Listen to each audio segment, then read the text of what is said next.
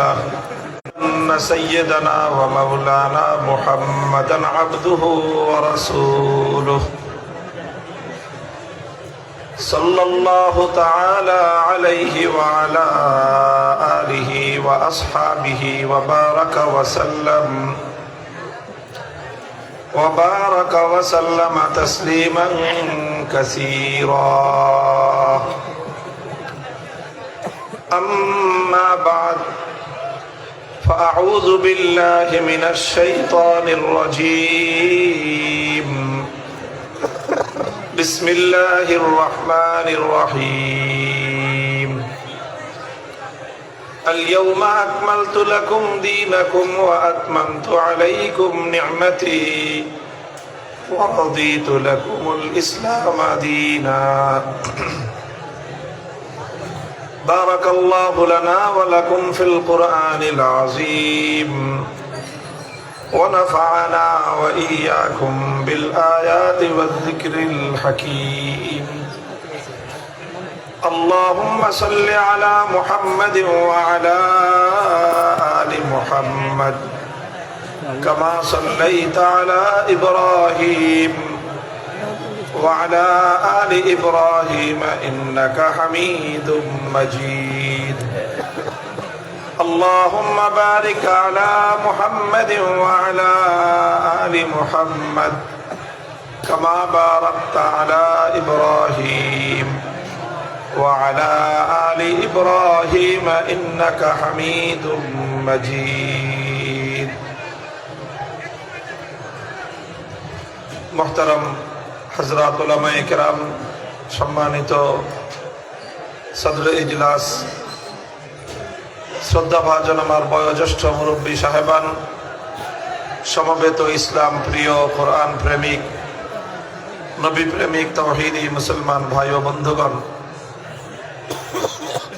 শায়েস্তাগঞ্জ পুরান বাজার তাফসীর কমিটির উদ্যোগে আয়োজিত আজিমুশান তাফসীরুল কোরআন মাহফিলে মুনাজিরে ইসলাম আল্লামা নুরুল ইসলাম বলিপুরি হাফিজাহুল্লাহ আপনাদের সম্মুখে অত্যন্ত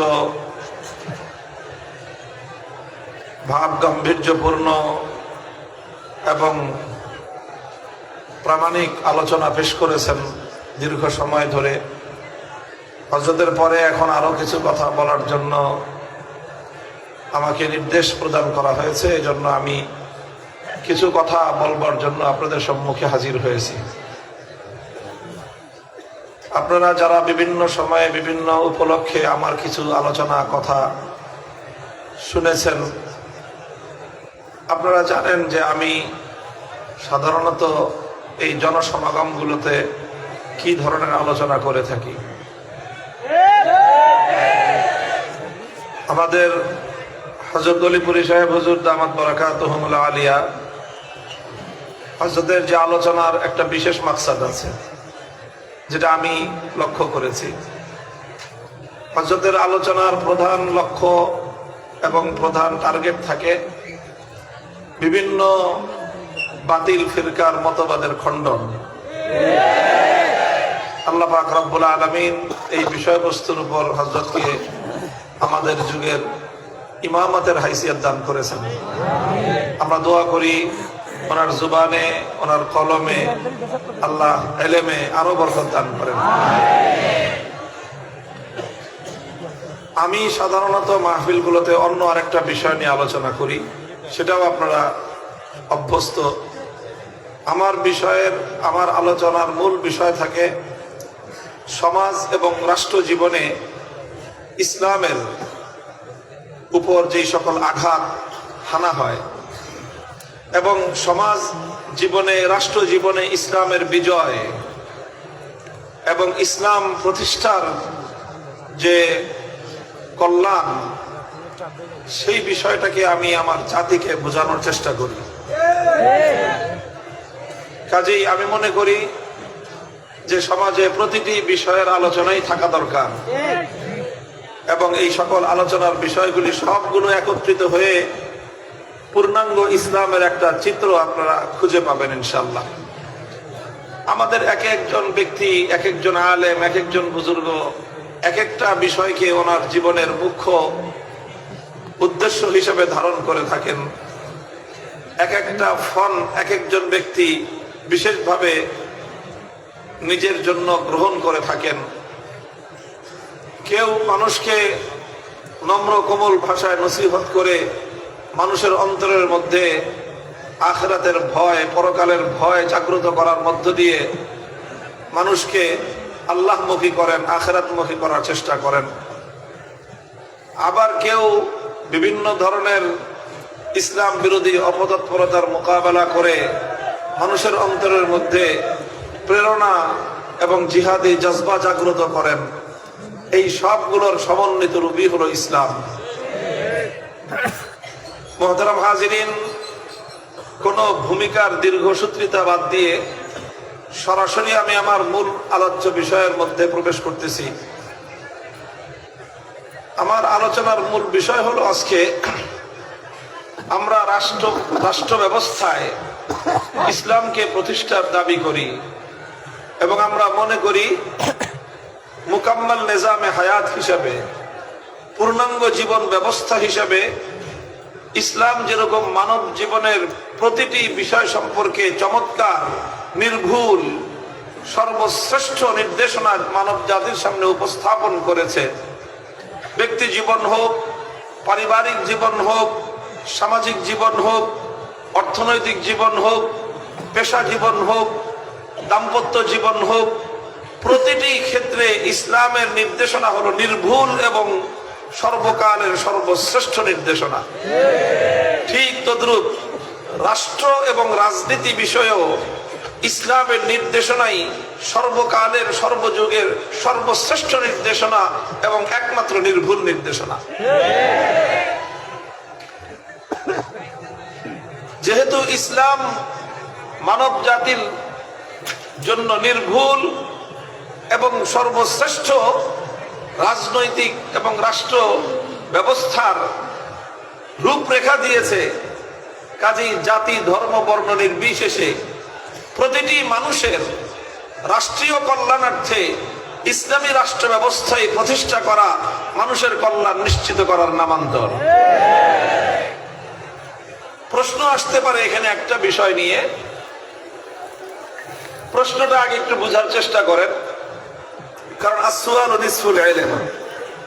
প্রশ্ন বুঝলে উত্তর দেওয়াও সহজ, উত্তর বোঝাও সহজ।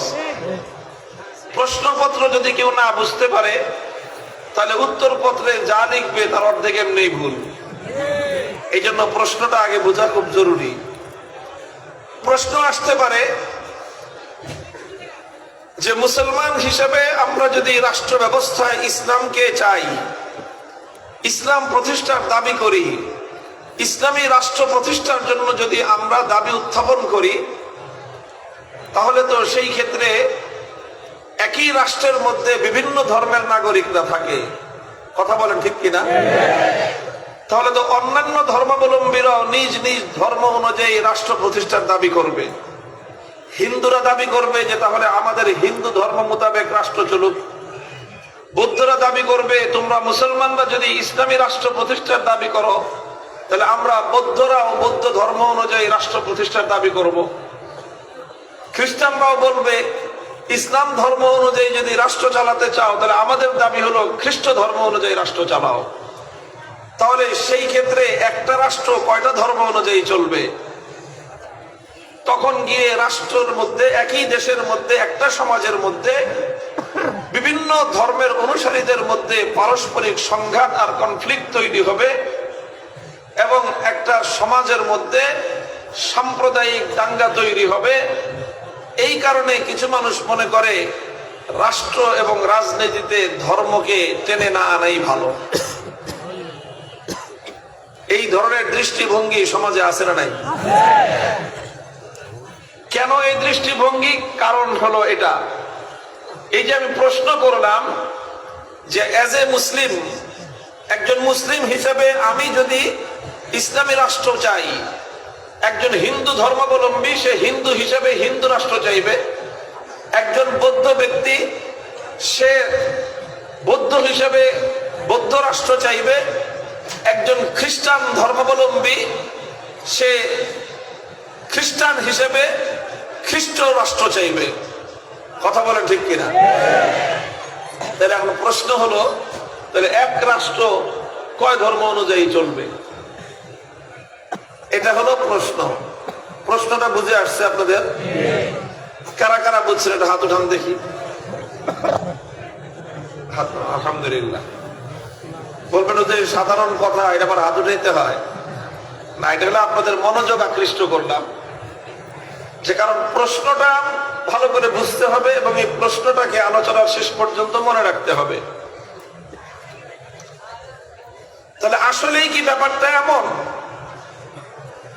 যে তাহলে তো একটা রাষ্ট্রের মধ্যে এতগুলো ধর্ম যেহেতু চলতে পারে না, এই জন্যই তারা বলে সুতরাং রাষ্ট্রের মধ্যে কোনো ধর্মকে টেনে আনার প্রয়োজন নাই। তো যারা এই দাবিটা করে তাদের দাবিটা কতটুকু যৌক্তিক, আমরা সংক্ষিপ্ত আলোচনার মাধ্যমে বিষয়টাকে একটু অ্যানালাইসিস করার, একটু পর্যালোচনা করার চেষ্টা করব ইনশাআল্লাহ। তো এর মূল উত্তরটা আমি বলতেছি পর্যায়ক্রমে, যে ঠিক আছে আমি তর্কের খাতিরে মেনে নিলাম, তর্কের খাতিরে মেনে নিলাম যে একটা রাষ্ট্রের মধ্যে বিভিন্ন ধর্মের নাগরিকরা থাকে, বিভিন্ন ধর্মের অনুসারীরা থাকে এবং প্রত্যেক ধর্মের লোকেরা নিজ নিজ ধর্ম অনুযায়ী রাষ্ট্র পরিচালনার দাবি করবে।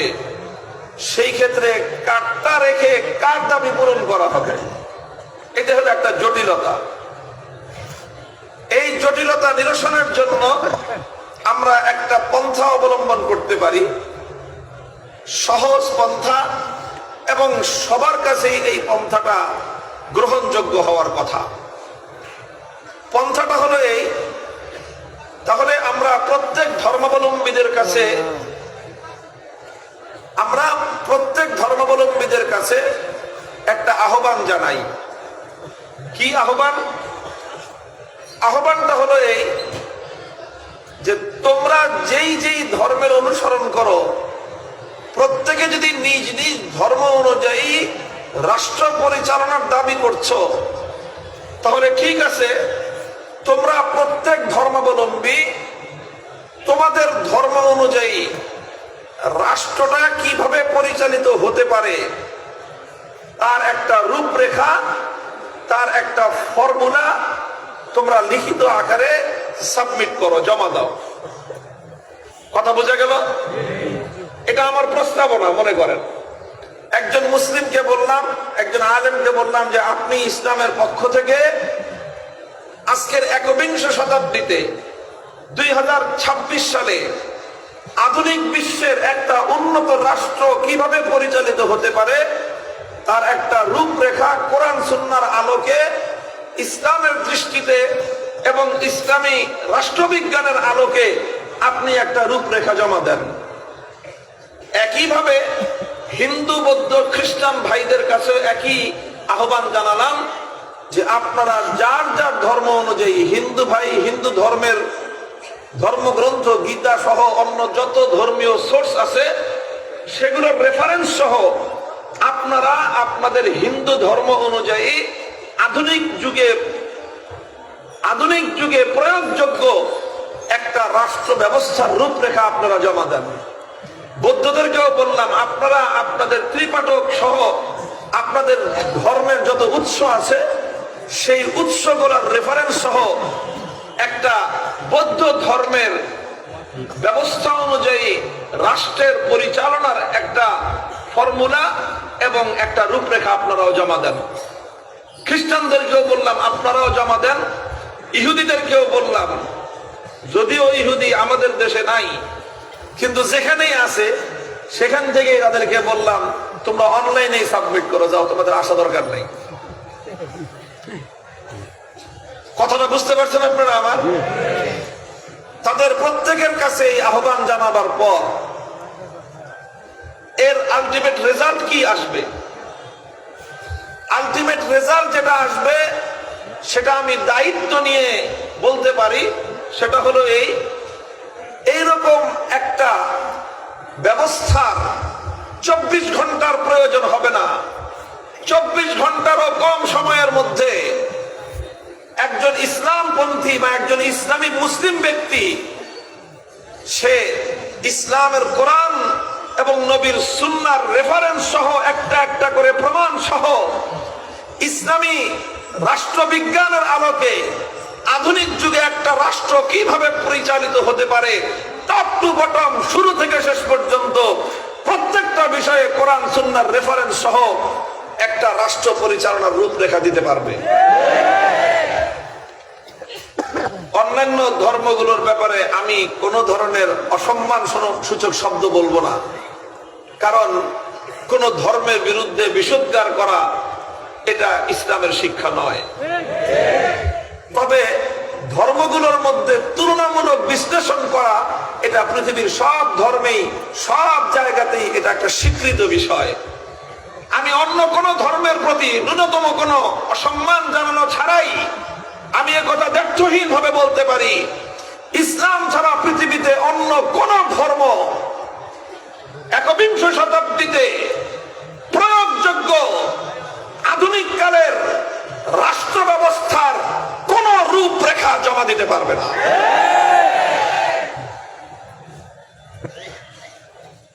প্রশ্ন করতে পারেন যে কেন তারা জমা দিতে পারবে না? ইসলাম কেন দিতে পারবে? অন্যান্য ধর্মগুলো কেন রাষ্ট্র পরিচালনার কোন রূপরেখা নিজ নিজ ধর্ম অনুযায়ী তারা জমা দিতে বা তারা এটা কেন সাবমিট করতে পারবে না? তার কারণটা কি? ভাই, মূল কারণ একটাই, সেটা হলো ধর্মতাত্ত্বিকদের গবেষণা মতে পৃথিবীতে যত ধর্ম প্রচলিত আছে এর অধিকাংশ ধর্মই কোন না কোন যুগে আসমানি ধর্ম ছিল। আসমানি ধর্ম অর্থ আল্লাহর পক্ষ থেকে প্রেরিত ধর্ম। পরবর্তীতে সেই ধর্মের পণ্ডিতেরা যুগে যুগে নানা কারণে নিজেদের ব্যক্তিগত গোষ্ঠীগত স্বার্থ উদ্ধার করবার জন্য সত্যকে মিথ্যার দ্বারা পরিবর্তন করেছে, সত্যের সাথে মিথ্যাকে মিশ্রিত করেছে, আল্লাহর কথার সাথে বান্দার কথা মিশিয়েছে। এইভাবে ধর্মগুলোর মূল শিক্ষাকে পরিবর্তন করতে করতে বিকৃত করতে করতে পৃথিবীতে অন্য কোন ধর্ম যেইভাবে আসমান থেকে আল্লাহর পক্ষ থেকে পৃথিবীতে আগমন করেছিল বর্তমানে তার সঠিক রূপরেখার উপর আল্লাহ প্রদত্ত ধর্ম সংরক্ষিত অবস্থায় অন্য কোন ধর্ম সংরক্ষিত নেই এক্সেপ্ট ইসলাম। একমাত্র ইসলাম ধর্ম যেভাবে আল্লাহর পক্ষ থেকে দুনিয়াতে আগমন করেছিল সম্পূর্ণরূপে কোন বিন্দু বিসর্গের পরিবর্তন ছাড়া আজও পর্যন্ত পৃথিবীতে সংরক্ষিত আছে। মুহতারাম হাজিরিন, এটাও আরেকটা প্রশ্ন যে ইসলাম কেন সংরক্ষিত থাকতে পারলো, অন্য ধর্মগুলো কেন সংরক্ষিত থাকতে পারলো না? এটার কারণ এটাও কুদরতি কারণ। কারণ অন্য ধর্মগুলোকে সংরক্ষণ করার দায়িত্ব আল্লাহ নেন নাই, ইসলাম ধর্মকে সংরক্ষণ করার দায়িত্ব আল্লাহ নিয়েছেন। আবার এটার উপর প্রশ্ন করবেন যে অন্য ধর্মগুলোকে আল্লাহ সংরক্ষণ করার দায়িত্ব নিলেন না কেন, ইসলামকে সংরক্ষণ করার আল্লাহ দায়িত্ব নিলেন কেন? ইন্না নাহনু নাযালনা যিকরা ওয়া ইন্না লাহু লাহাফিজুন। ইন্না নাহনু নাযালনা যিকরা ওয়া ইন্না লাহু লাহাফিজুন। আল্লাহ পবিত্র কোরআনে কারীমের মধ্যে নির্দ্বিধায় দ্ব্যর্থহীন ভাবে আমার আল্লাহ ঘোষণা করেছেন, আমি আল্লাহ এই কোরআন নাযিল করেছি, কিয়ামত পর্যন্ত এই কোরআনকে সংরক্ষণ করা এটা আমি আল্লাহর জিম্মাদারি। আল্লাহ কোরআনকে ইসলামকে অক্ষরে অক্ষরে সংরক্ষণ করার জিম্মাদারি গ্রহণ করেছেন। অন্য কোন ধর্মকে আল্লাহ সংরক্ষণ করার জিম্মা নেন নাই। কেন নেন নাই? কারণ অন্য ধর্মগুলোকে আল্লাহ পাক রব্বুল আলামিন সীমিত সময়ের জন্য দুনিয়াতে প্রেরণ করেছিলেন। সুতরাং যেই ধর্মকে আল্লাহ যেই সময়ের জন্য প্রেরণ করেছিলেন সেই সময় আল্লাহ সেই ধর্মকে সংরক্ষণ করেছেন। যখনই সেই ধর্মের মেয়াদ শেষ আল্লাহর পক্ষ থেকে সেই ধর্মটা রহিত এবং স্থগিত বলে ঘোষণা হয়েছে। শোনা যায় শেষ পর্যন্ত আওয়াজ? সেই ধর্মগুলোকে আল্লাহ পাক, একটু একটু আওয়াজ করেন না, কথা শোনা যায় না সর্বদিক থেকে, একটু একটু খেয়াল করে শুনেন, মাইক ঠিক করবে, আমরা এর মধ্যে কথা বন্ধ না রাখি। এদিকে আওয়াজই পৌঁছে না নাকি ভাই? এদিকে আওয়াজ পৌঁছে না একেবারে? এই যে পৌঁছতেছে তো ভাই, আপনি অন্য কেউ আওয়াজ করতে না পারে, কেউ যেন চিৎকার না করে, একটু খেয়াল রেখেন।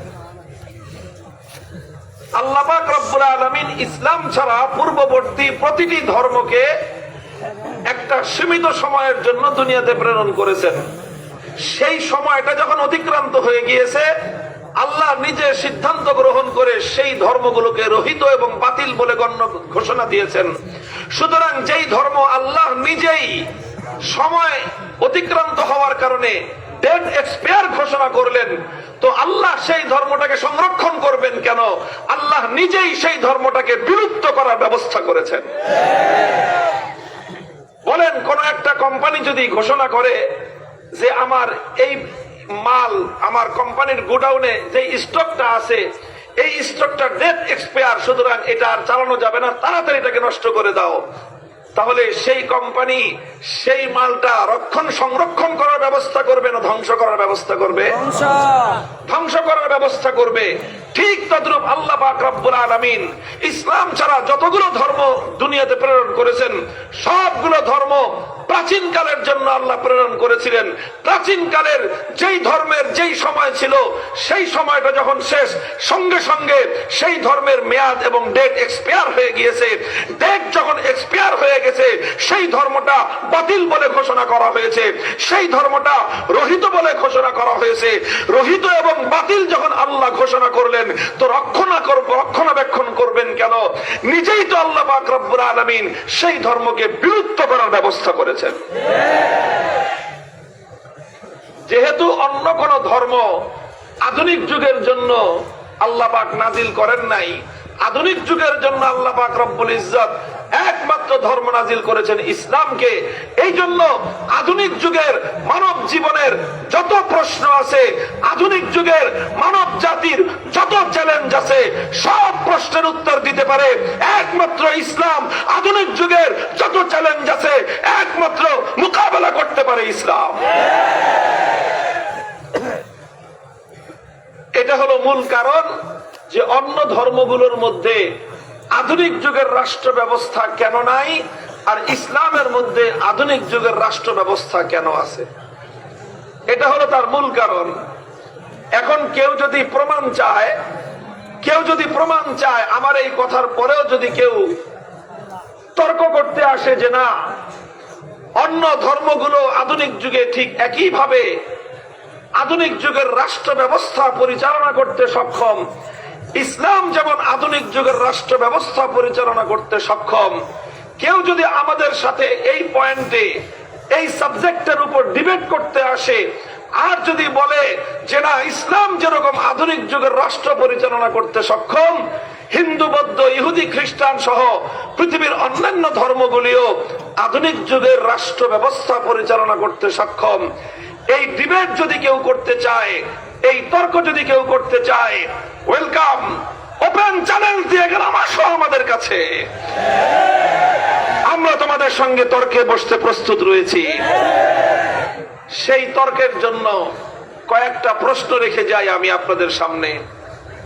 এক নম্বর প্রশ্ন হলো এই, একটা আধুনিক যুগের রাষ্ট্র পরিচালনা করবার জন্য অত্যন্ত গুরুত্বপূর্ণ একটা বিষয় হলো, দেখেন, রাষ্ট্র পরিচালনার জন্য খুবই গুরুত্বপূর্ণ এবং মৌলিক একটা বিষয় হলো, রাষ্ট্রের জন্য একজন শাসক দরকার আছে না নাই? বলেন, দরকার আছে না নাই? শাসক ছাড়া পৃথিবীতে কোন রাষ্ট্র চলতে পারে? আরে ভাই, রাষ্ট্র চলবে তো দূরের কথা, একজন মুহতামিম ছাড়া তো একটা মাদ্রাসা চলে না, একজন হেডমাস্টার ছাড়া একটা স্কুল চলে না, একজন প্রিন্সিপাল ছাড়া একটা কলেজ চলে না, একজন চ্যান্সেলর ছাড়া একটা বিশ্ববিদ্যালয় চলতে পারে না, একজন ম্যানেজার ছাড়া একটা অফিস চলতে পারে না, পৃথিবীর কোনো কিছুই তো পরিচালক ছাড়া চলতে পারে না। তাহলে রাষ্ট্রের মধ্যে এত বিশাল বৃহৎ একটা প্রতিষ্ঠান একজন পরিচালক এবং শাসক ছাড়া কিভাবে চলতে পারে? তাহলে রাষ্ট্রের জন্য একজন শাসক নির্বাচন করা অতীব জরুরি। কথা বলেন ঠিক কিনা? আচ্ছা, রাষ্ট্রের জন্য যদি শাসক নির্বাচন করা জরুরি হয়, তাহলে আমাদের প্রশ্ন হলো সেই শাসক নির্বাচন করবার পদ্ধতিটা কি? এটা হলো আমার প্রথম প্রশ্ন। সবগুলো ধর্মের কাছে প্রশ্ন, আপনাদের ধর্মে শাসক নিয়োগ করা, নির্বাচন করার কি পদ্ধতি আছে? আপনাদের ধর্মে শাসক নিয়োগ করার, শাসক নির্বাচন করবার কি পদ্ধতি আছে? এই প্রশ্ন সবগুলো ধর্মের কাছে করার পর কি রিপ্লাই আসবে, কি জবাব আসবে? আগাম বলে দিয়ে যাই, হিন্দু ধর্মাবলম্বীরা তাদের ধর্মগ্রন্থ গীতার রেফারেন্স দিয়ে, অথবা তাদের ধর্মের কোন উৎস গ্রন্থের রেফারেন্স দিয়ে, অথবা বৌদ্ধরা ত্রিপাঠক অথবা ধর্মের কোন উৎসের রেফারেন্স দিয়ে, খ্রিস্টানরা ইনজিল কিতাব অথবা ঈসা আলাইহিস সালামের রেফারেন্স দিয়ে, ইহুদিরা তাদের তাওরাত কিতাব অথবা মুসা আলাইহিস সালামের রেফারেন্স দিয়ে শাসক নির্বাচন করার কোন ফর্মুলা বিশ্ববাসীর সামনে উপহার দিতে সক্ষম নয়। মুসলমানদেরকে জিজ্ঞাসা করলে এক মুহূর্ত দেরি হবে না।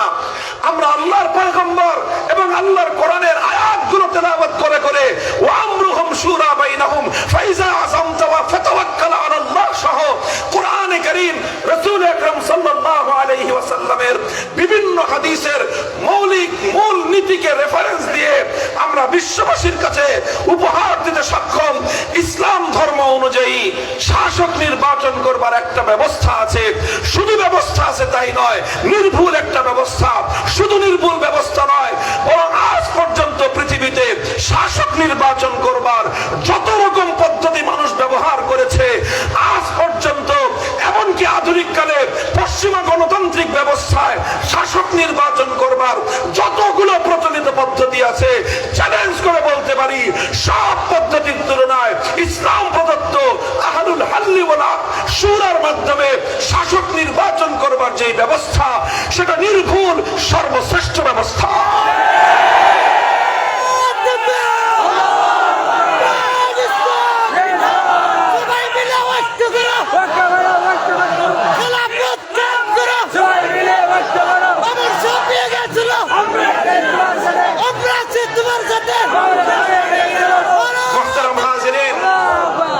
ইসলামের যে নির্বাচন ব্যবস্থা রয়েছে, আলহামদুলিল্লাহ, যেখানেই মানুষের জীবনের সমস্যা সেখানে ইসলামের পক্ষ থেকে সমাধান, যেখানেই যুগের পক্ষ থেকে চ্যালেঞ্জ সেখানে ইসলামের পক্ষ থেকে সেই চ্যালেঞ্জের জবাব দেওয়ার মতো সমাধান।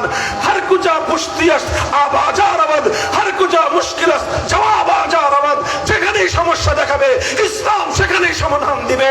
যেখান থেকেই প্রশ্ন উত্থাপিত হবে ইসলাম আল কোরআনের ভিত্তিতে, নবীর সুন্নাহর ভিত্তিতে তার সমুচিত জবাব দেওয়ার জন্য ইসলাম প্রস্তুত রয়েছে।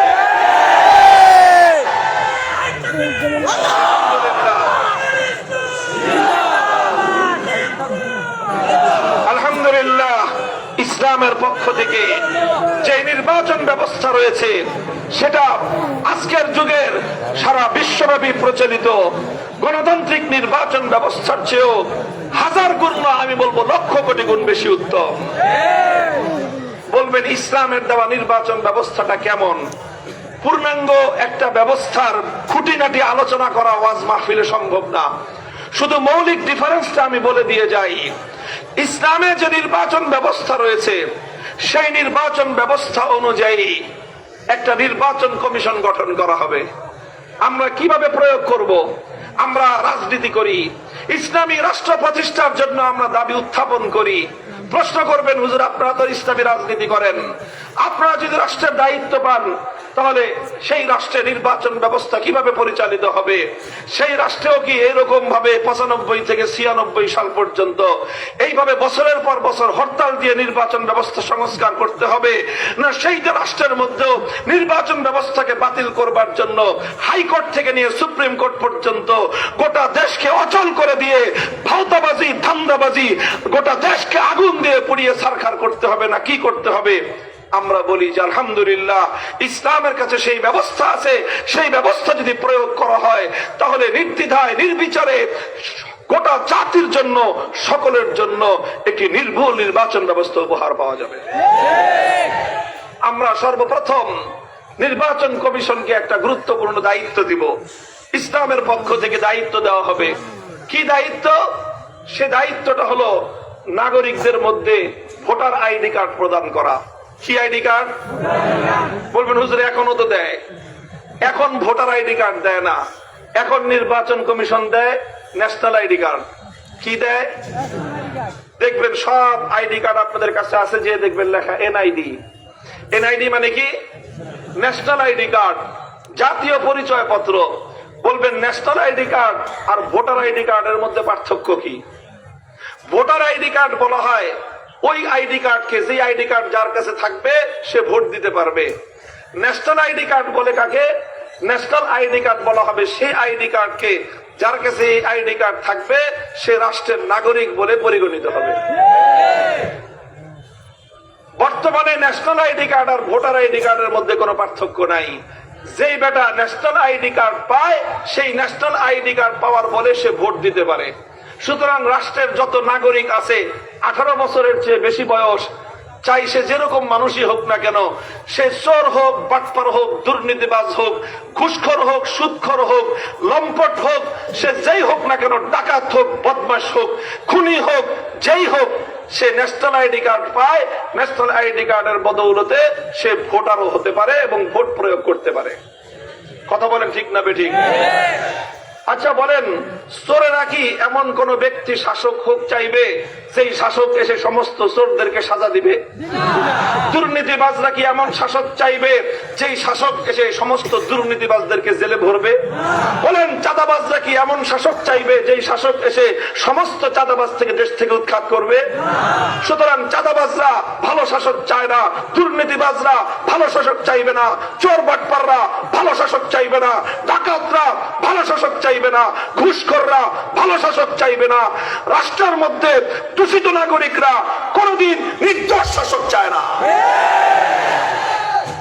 এখন আমার রাষ্ট্র নিয়ে কথা বলতে গেলে তো অনেকে বলবে যে হুজুর রাষ্ট্রকে ভালোবাসেন না, রাষ্ট্রের প্রতি আমাদের পূর্ণাঙ্গ ভালোবাসা আছে।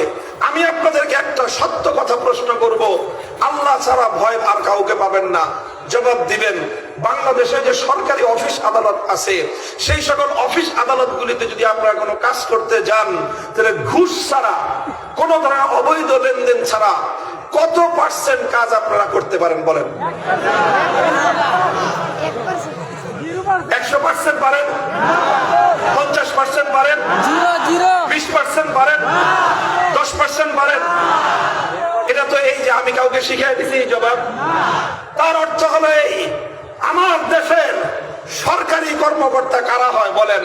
দেশের অশিক্ষিত জনগণ। সরকারি কর্মকর্তা কারা হয়?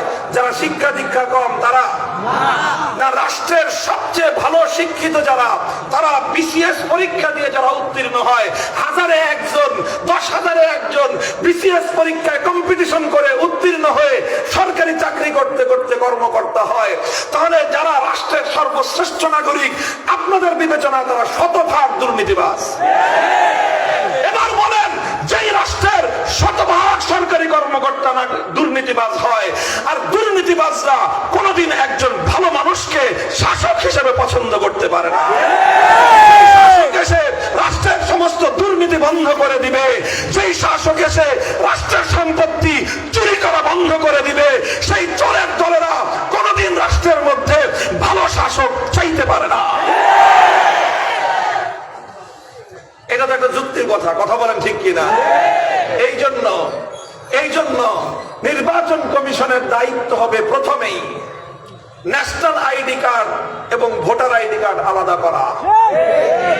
ন্যাশনাল আইডি কার্ড দিবে রাষ্ট্রের অন্য কোন বিভাগ, ন্যাশনাল আইডি কার্ড দেওয়া এটা নির্বাচন কমিশনের দায়িত্ব হবে না। ন্যাশনাল আইডি কার্ড দিবে হয় স্বরাষ্ট্র মন্ত্রণালয়, অথবা ন্যাশনাল আইডি কার্ড দিবে city corporation, national ID card দিবে স্থানীয় সরকার মন্ত্রণালয়, ন্যাশনাল আইডি কার্ড দিবে স্থানীয় যেই পরিষদ আছে চেয়ারম্যান অফিস, এই জাতীয় সিটি কর্পোরেশন অথবা স্থানীয় সরকার মন্ত্রণালয়ের পক্ষ থেকে ন্যাশনাল আইডি কার্ড দেওয়া হবে। আর নির্বাচন কমিশনের পক্ষ থেকে শুধু ভোটার আইডি কার্ড দেওয়া হবে। এখন বলবেন ভোটার আইডি কার্ড কাদেরকে দেওয়া হবে, ন্যাশনাল আইডি কার্ড কাদেরকে দেওয়া হবে? ভোটার আইডি কার্ড পাওয়ার জন্য দুটো শর্ত। কয়টা শর্ত? ইসলাম বলে একজন মানুষ ভোটার আইডি কার্ড পাওয়ার জন্য তাকে দুই শর্ত পূরণ করতে হবে। প্রথম শর্ত হলো এই লোকটা এমন হতে হবে যে একজন ভালো শাসক নির্বাচন করার মতো, ভালো শাসক চয়েস করার মতো তার মধ্যে দক্ষতা থাকতে হবে। কোন লোকটা শাসক হলে দেশ, জনগণ এবং সবার জন্য মঙ্গল হবে, এই লোকটা বাছাই করার মতো যোগ্যতা একটা মানুষের মধ্যে থাকতে হবে। যেই লোক নিজের লুঙ্গি খুলে পড়ে গেলে খবর পায় না, যেই লোক মদ খেয়ে মাতাল হয়ে থাকে, বউকে মাকে পার্থক্য করতে পারে না, তো সেই লোকটা কিভাবে রাষ্ট্রের জন্য, কোন লোকটা শাসক হলে জনগণের কল্যাণ হবে, সে কি সেটা নির্ণয় করতে পারবে? তাহলে প্রথম দক্ষতা হলো এমন ব্যক্তি হতে হবে যে রাষ্ট্রের জন্য, জাতির জন্য কোন লোকটা শাসক হলে কল্যাণ হবে, এইটা যে বাছাই করতে পারে, এটা হলো তার প্রথম যোগ্যতা। দুই নম্বর যোগ্যতা হলো তার মধ্যে আমানতদারি থাকতে হবে। কি থাকতে হবে? আমানতদারি কাকে বলে? যে ৫,০০০ টাকা খেয়ে যে ভোট বিক্রি করে দেয় তাকে আমানতদার। কাকে বলে? যে ২ প্যাকেট আকিস বিড়ি খেয়ে যে একজনকে ব্যালট বাক্সের মধ্যে সিল মারে তাকে বলা হয় আমানতদার। নিজের ব্যক্তি স্বার্থ উদ্ধার করার জন্য অযোগ্য ব্যক্তিকে যে ভোট দেয় তাকে বলে আমানতদার। গোষ্ঠী স্বার্থ উদ্ধার করার জন্য যোগ্য ব্যক্তিকে বাদ দিয়ে অযোগ্য ব্যক্তিকে যে ভোটাধিকার প্রয়োগ করে সেই লোকটাকে আমানতদার। তো যার মধ্যে আমানতদারি থাকবে, যার মধ্যে দক্ষ লোক চিনবার যোগ্যতা থাকবে, এই দুই ক্রাইটেরিয়ার ভিত্তিতে যাচাই করে বাছাই করে গোটা রাষ্ট্রের সমস্ত জনগণের উপর এই ধরনের পরীক্ষা নিরীক্ষা চালিয়ে নির্বাচন কমিশন ভোটার আইডি কার্ড প্রদান করবে। কাজেই ভোটার আইডি কার্ড ওই সকল লোকেরা পাবে না যারা জনগণের সম্পদ চুরি করে। ভোটার আইডি কার্ড তারা পাবে না যারা জনগণ থেকে জোরপূর্বক চাঁদাবাজি করে। ভোটার আইডি কার্ড তারা পাবে না যারা চুরি এবং ডাকাতি করে। ভোটার আইডি কার্ড তারা পাবে না যারা মদ খেয়ে মাতাল হয়ে প্রতিদিন রাতে গিয়ে ঘরের মধ্যে বউ পেটায়। ভোটার আইডি কার্ড তারা পাবে না যারা জনগণের জীবনকে দুর্বিষহ করে তোলে। ভোটার আইডি কার্ড তারা পাবে না অন্যায়ভাবে যারা নিরীহ মানুষের সম্পদ, জীবন হরণ করে নেয়। তারা কোশ্চেন কেন ইসলামী রাষ্ট্র ব্যবস্থায় ভোটার আইডি কার্ড পেতে পারে না? তারা কি পাবে? ন্যাশনাল আইডি কার্ড পাবে। চোর হও, বাটপার হও, ডাকাত হও, ঘুষখোর হও, সুদখোর হও, কোন তারতম্য নয়। এই রাষ্ট্রে তুমি জন্ম নিছ, সুতরাং রাষ্ট্রের আইডি কার্ড তুমি পাবা। তাহলে এনআইডি কার্ড এবং ভিআইডি কার্ড অর্থাৎ ভোটার আইডি কার্ড আলাদা আলাদা হবে। এই যখনই আপনি নির্ভুল এবং সঠিক মানদণ্ডের উপর ভিত্তি করে একটা নির্ভুল ভোটার তালিকা আপনি প্রণয়ন করবেন, আল্লাহর কসম খেয়ে বলি, ইসলাম প্রদত্ত এই ভোটার তালিকা যদি প্রণয়ন করা যায়, খোদার কসম কোন অযোগ্য লোক রাষ্ট্রের জিম্মাদার হতে পারবে না, শাসক হতে পারবে না।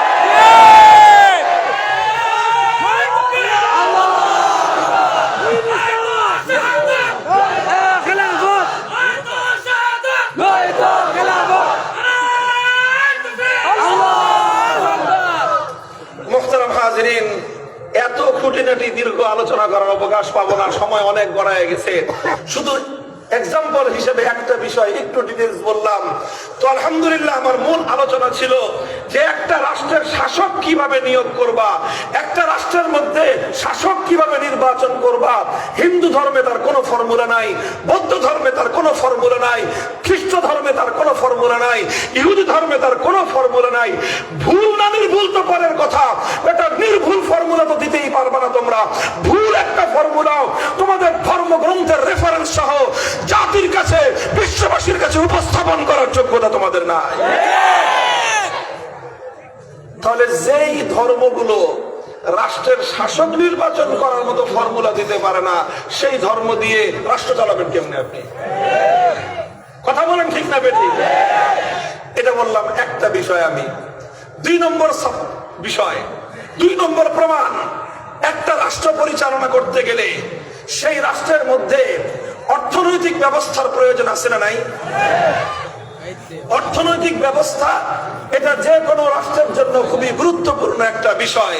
যে কোনো রাষ্ট্রের সফলতা ব্যর্থতা যেই সকল বিষয়গুলোর উপর নির্ভর করে, তার মধ্যে অত্যন্ত গুরুত্বপূর্ণ একটা বিষয় হলো রাষ্ট্রের অর্থ ব্যবস্থা কেমন। কথা বলেন ঠিক না বেঠিক?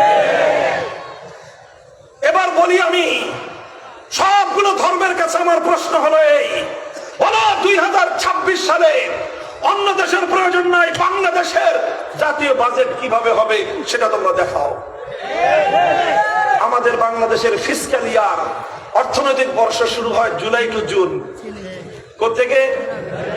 জুলাই থেকে জুন পর্যন্ত। ঠিক আছে, আমাদের নেক্সট ফিসক্যাল ইয়ার অর্থাৎ অর্থনৈতিক বর্ষ হবে 2026-27।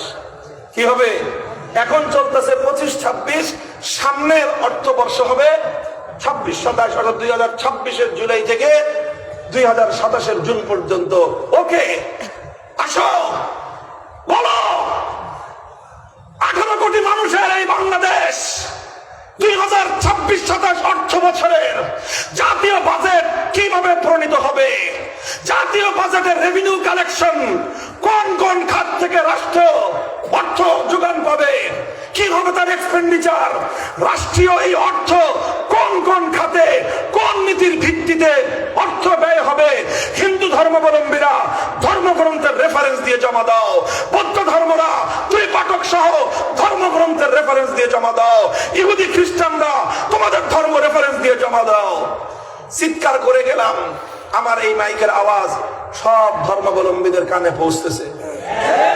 এটা মনে করার কোনো কারণ নাই যে ফাঁকা মাঠে শুধু চিৎকার করে গেলাম। এই যে এতগুলি চোখ আছে, এগুলো রেকর্ড হইতেছে। রেকর্ড হয়ে এরা তো বসে থাকবে না। আমি ঢাকায় যাওয়ার আগে এরা এটাকে ছেড়ে দিবে, ভাইরাল করে দিবে। কথা বলেন, সারা দুনিয়ার নেট দুনিয়ায় এটা ছড়িয়ে পড়বে, দুনিয়ার 700 কোটি মানুষের কাছে পৌঁছে যাবে। কাজেই সারা দুনিয়া থেকে অন্যান্য ধর্মাবলম্বীরা আমার এই বক্তব্য যদি এটা চ্যালেঞ্জ গ্রহণ করতে পারে, উইদিন 24 আওয়ার্স, 24 ঘন্টার ব্যবধানে তাদের সাথে বসার জন্য আমরা প্রস্তুত আছি। এরপরেও বলে যাই, জবাব হলো এই 24 ঘন্টা নয়, 24 মাস নয়, 24 বছর নয়, 24 শত বছর নয়, 24,000 বছর কেটে গেলেও প্রশ্নের জবাব নিয়ে আসার মতো পৃথিবীতে মুসলমান ছাড়া অন্য কোন ধর্মের কোন অনুসারীদের মধ্যে মায়ের বেটা তৈরি হয় নাই। কেন তৈরি হয় নাই? এটা ওই ধর্মের কোনো দোষ না, কারণ ওই ধর্মগুলোতে আল্লাহ পাঠাইছিলেন প্রাচীন কালের জন্য, বর্তমান যুগের জন্য না।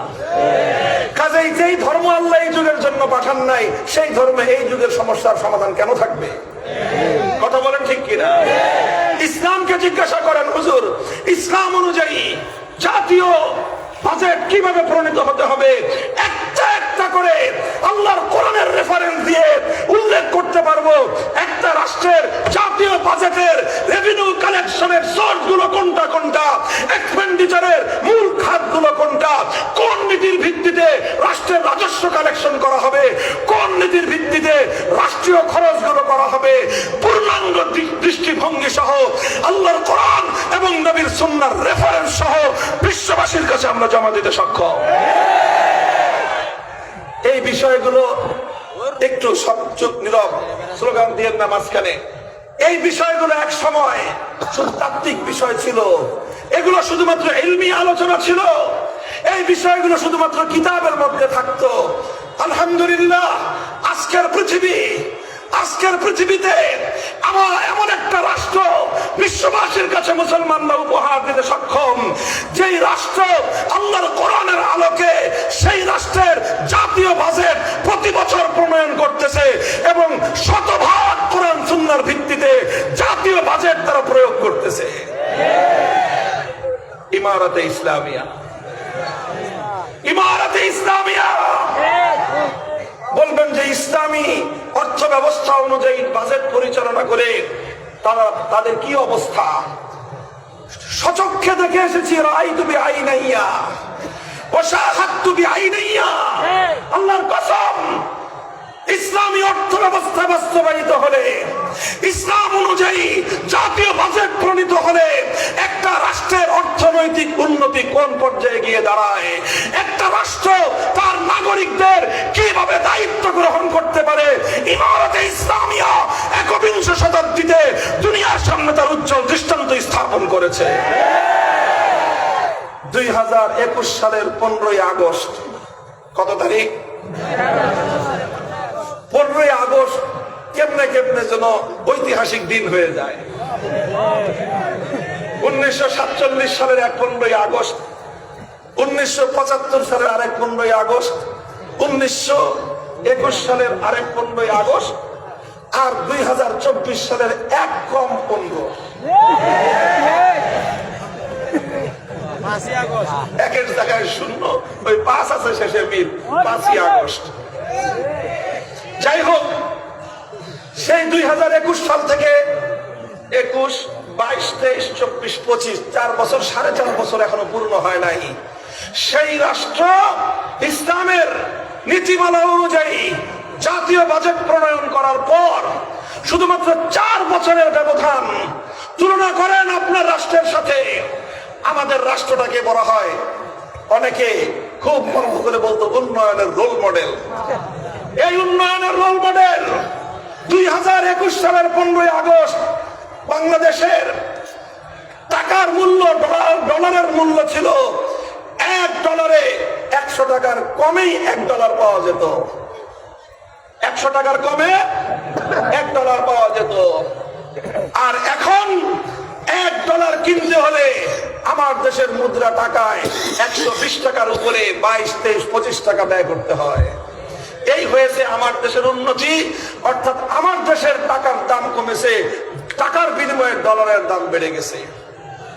ইমারতে ইসলামিয়া যখন আল্লাহর কোরআনের শাসন নিয়ে তারা রাষ্ট্র ক্ষমতায় বসলো, তখন তাদের দেশের মুদ্রা $1 পাওয়া যেত 130 মুদ্রা আফগানি। আর 4 বছরের মাথায় এই যে সেপ্টেম্বরে আমরা নিজেরা দেখে এসেছি, এখন $1 পাওয়া যায় মাত্র সেখানকার 65 আফগানি মুদ্রা। অর্থাৎ 4 বছরে তাদের দেশের মুদ্রার দাম বেড়েছে 100 ভাগ বেশি। 1 টাকারটা 2 টাকা, আমার দেশেরটা 1 টাকারটা হয়েছে 100 টাকা। আমারটার দাম 25% কমলো, তাদের দেশের মূল্য 100% বাড়লো। কারণ হলো সে দেশের কোরআনী অর্থ ব্যবস্থা কায়েম হয়েছে, সেই দেশের অর্থমন্ত্রী একজন মোল্লা, সেই দেশের অর্থমন্ত্রী একজন আলেম, দেওবন্দি আলেম, একজন কাঠ মোল্লা অর্থ মন্ত্রণালয় পরিচালিত করে বলে রাতারাতি সেই দেশের অর্থনীতি আকাশচুম্বী উচ্চমান লাভ করেছে।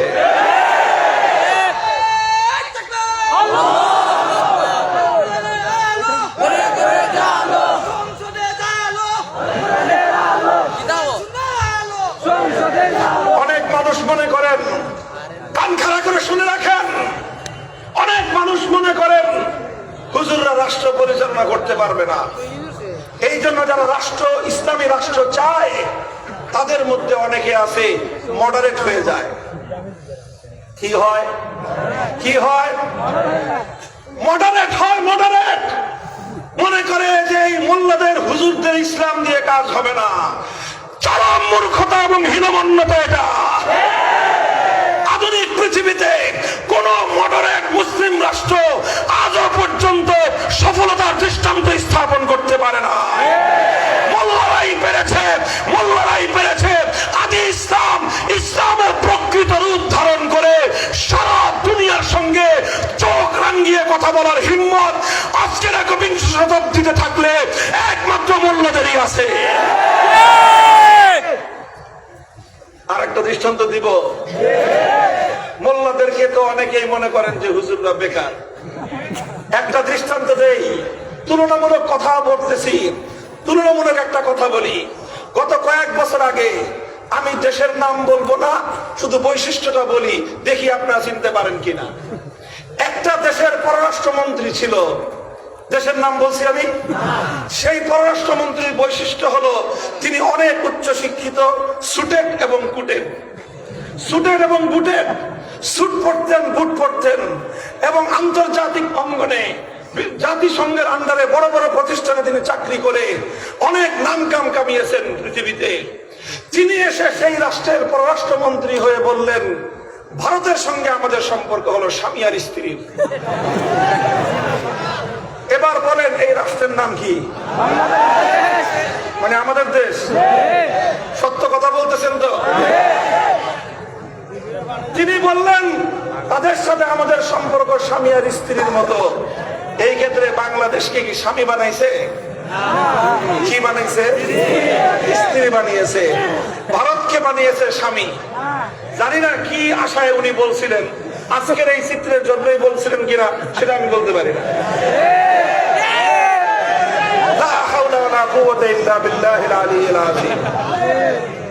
তিনি বললেন যে ভারত হলো আমাদের স্বামীর মতো রাষ্ট্র, স্ত্রী যেরকম স্বামীকে মৃত্যুর আগ পর্যন্ত সার্ভিস দিয়ে যায়, একতরফা দিয়ে যায়, আমরাও যা আছে সব পেতে দিলাম, ভারত তোমরা আমাদেরকে চুষে চুষে খেয়ে যাও। ভারতের কাছ থেকে আনুকূল্য পাওয়ার জন্য, ভারত রাষ্ট্রের কাছ থেকে একটু সুবিধা পাওয়ার জন্য লাইন ধরে নমস্কার করত। এই ছিল সুটেড বুটেড, হায়ার এডুকেটেড, উচ্চ শিক্ষিত, আন্তর্জাতিক অঙ্গনের সনদপ্রাপ্ত একজন আধুনিক শিক্ষিত পররাষ্ট্রমন্ত্রীর অবস্থা। এবার আরেকজন পররাষ্ট্রমন্ত্রীর কথা বলি, যার নামের শুরুতে মোল্লা, নামের শেষে মুত্তাকি। নামের শুরুতে মোল্লা, নামের শেষে। আপনারা মুত্তাকি শব্দের সাথে পরিচিত? মুত্তাকি কাকে বলে বলেন? মুত্তাকি মানে কি? পরহেজগার। মানে আমাদের মতো সাধারণ মোল্লা না, পরহেজগার মোল্লা, ডবল মোল্লা। সেই ডবল মোল্লা, মোল্লা মোহাম্মদ আমির খান মুত্তাকি।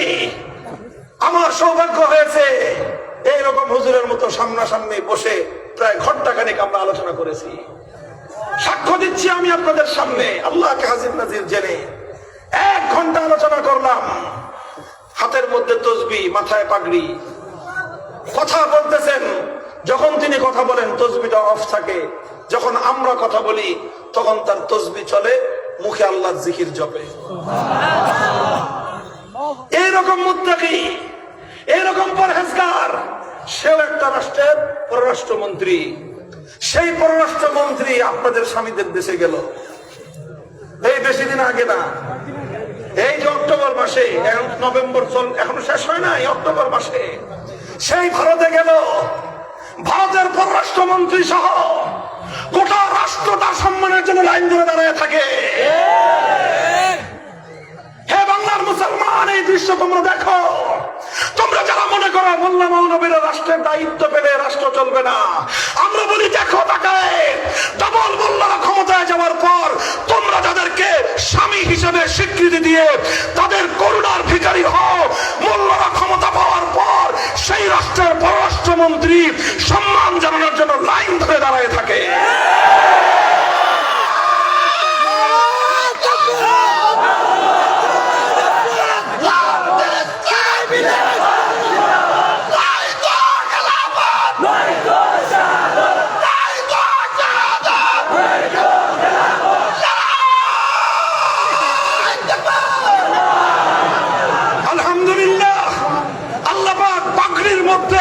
সেই মর্যাদা দান করেছেন আল্লাহ পাক, ইসলামের মধ্যে সে গৌরব দান করেছেন। একবিংশ শতাব্দীর আকাশ বাতাস আবার প্রত্যক্ষ করেছে, নাহনু কওমুন আ'আজ্জানাল্লাহু বিল ইসলাম। আল্লাহ, আমরা সেই জাতি, আল্লাহ আমাদেরকে মর্যাদা এবং সম্মান দিয়েছেন একমাত্র ইসলামের মাধ্যমে। ওই প্রভাবশালী পররাষ্ট্রমন্ত্রী, যার সামনে ভারতের মতো রাষ্ট্রের পররাষ্ট্রমন্ত্রীকে বলা হয় মুরগির ছাওয়ের মতো দেখা যায়, সেই পররাষ্ট্রমন্ত্রী যখন দারুল উলুম দেওবন্দে যান, দারুল উলুম দেওবন্দে গিয়ে দেওবন্দ মাদ্রাসার মুহাদ্দিসের সামনে হাঁটু গেড়ে ছাত্র হয়ে কিতাব নিয়ে বসে পড়েন পড়ার জন্য। দৃশ্যগুলি বানায় বানায় বলতেছি না, এই বানায় বানায় বলতেছি এগুলো। দেওবন্দে গিয়ে ঘোষণা দেন, আমরা দেওবন্দের সন্তান, থাকতে পারি আফগানিস্তানে, শিক্ষা আমাদের দেওবন্দি, আদর্শ আমাদের দেওবন্দি, চেতনা আমাদের দেওবন্দি, চেতনা আমাদের, জজবা আমাদের দেওবন্দি। আলহামদুলিল্লাহ, সারা দুনিয়াতে দেওবন্দিরা যে আদর্শ কায়েম করেছে, আজ পর্যন্ত আজকের এই পৃথিবীতে অন্য কোন আদর্শের মাধ্যমে ইসলামের গুসার বুলন্দি, ইসলামের এমন গৌরবোজ্জ্বল ইতিহাস প্রতিষ্ঠা করতে পারে নাই কেউ। আলহামদুলিল্লাহ, হীনমন্যতার কোনো কারণ নাই, উলামায়ে কেরাম, হীনমন্যতার কোনো কারণ নাই। উলাইকা আবাই ফাজিনি বিমিসলিহিম, আমরা দেওবন্দি সন্তান, দেওবন্দি সন্তান। আমাদের সামনে দাঁড়ায় আজকের রাষ্ট্রের কেউ ইসলাম নিয়ে, ইসলামের রাষ্ট্রবিজ্ঞান, রাষ্ট্র ব্যবস্থা নিয়ে কোন ধরনের বিরূপ মন্তব্য করার দুঃসাহস কারো হবে না ইনশাআল্লাহ। যারা আমাদের ব্যাপারে হীনমন্যতায় ভুগতেছেন যে পারবে কি পারবে না, কি করে না করে, আমি আপনাদেরকে আশ্বস্ত করতে চাই, আলহামদুলিল্লাহ, আমরা দেওবন্দিয়াদের কাছ থেকে সেই সবক পেয়েছি, সে আত্মবিশ্বাস জন্ম হয়েছে। কোরআন এবং সুন্নাহর সহিহ ইলম আমরা যেভাবে পক্ষে ধারণ করেছি, যার কাছে কোরআন সুন্নাহর ইলম থাকে, পৃথিবীতে অন্য সকলে যত জ্ঞান বিজ্ঞানের কাছে তার কাছে থাকুক না কেন, কোরআন সুন্নাহর সামনে এক সময় না এক সময় এসে লেজ নিচু করে দিতেই হবে। অনেকে ভয় পাচ্ছেন যে অমুকে অমুকে মডারেট করে ফেলবে, অমুকে অমুকে মডারেট করে ফেলবে।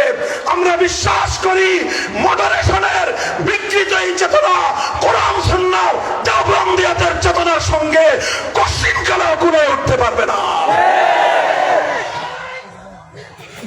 হেফাজতে ইসলামের আমির, আমির উলামায়ে বাংলাদেশ, মুনাজিরে ইসলাম আল্লামা আলীপুরি, আমির হেফাজত আল্লামা মুহিবুল্লাহ শাহ বাবুনগরী, আপনাদের সন্তান, আপনাদের ভাই হিসাবে আমরা জাতির সঙ্গে প্রতিশ্রুতি দিচ্ছি, আমাদের পূর্বসূরীদের কাছ থেকে অবিকৃত যে ইসলাম আমরা পেয়েছি, মদিনার যে খাঁটি ইসলাম আমরা পেয়েছি, সেই ইসলামের এক বিন্দু বিসর্গের উপর কোন কালো হাত আসলে সেই হাত ভেঙে গুড়িয়ে দেব, সেই হাত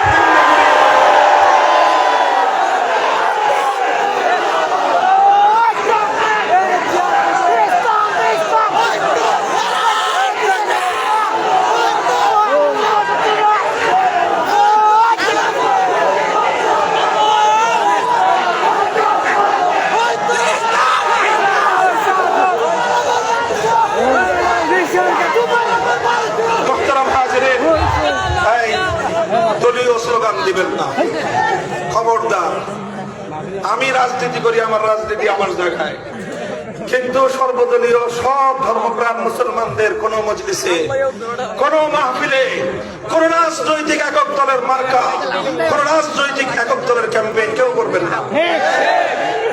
আমাকে যারা ভালোবাসেন, আমাকে যারা আপনাদের দায়িত্বশীল হিসেবে মানেন, আপনাদের প্রতি দায়িত্বশীল হিসেবে এটা আমার কঠোর নির্দেশনা, এটা আমাদের পরিষ্কার কথা। আলহামদুলিল্লাহ, উলামায়ে কেরাম তাদের কাছে কোরআন এবং সুন্নাহর ইলম আছে। যদি কোরআন এবং সুন্নাহর ইলমকে সত্যিকার অর্থে কেউ ধারণ করে, তার যদি আত্মবিশ্বাস থাকে, পৃথিবীর কারো সামনে তাকে লজ্জিত হতে হয় না। যাদের কাছে কোরআন সুন্নাহর সত্যিকার ইলম নাই, কোরআন সুন্নাহর ইলম প্রয়োগ করার মতো তার মধ্যে ইজতিহাদি যোগ্যতা নাই, সময়ের চ্যালেঞ্জকে ধারণ করবার মতো তার যোগ্যতা নাই, তাদের মধ্যে হীনমন্যতা থাকে। আর হীনমন্যতা থেকেই ইসলামের আদি আসল রূপকে ত্যাগ করে মডারেট ইসলামের দিকে তারাই যায় যারা সত্যিকার ইসলামকে পরিপূর্ণভাবে ধারণ করতে ব্যর্থ হয়। আলহামদুলিল্লাহ, এটা ভিন্ন প্রসঙ্গ ছিল, আমি আর কথা বেশি দীর্ঘায়িত করব না। আমার মূল প্রসঙ্গ ছিল, বলেন আধুনিক যুগের রাষ্ট্র ব্যবস্থার জন্য উপযুক্ত বাজেট প্রণয়ন করার ক্ষমতা ইসলাম ছাড়া পৃথিবীর আর কোন ধর্মের আছে? জিজ্ঞাসা করেন আমার দেশের পার্শ্ববর্তী সীমানা পাড়ি দিলে Bharat, the most populated country in the world, পৃথিবীর সবচেয়ে বেশি পপুলেশন যেই দেশে এখন বর্তমানে, সাম্প্রতিক জরিপে চায়নার থেকে ভারতের জনসংখ্যা বেশি, 150 কোটি পপুলেশনের ভারত।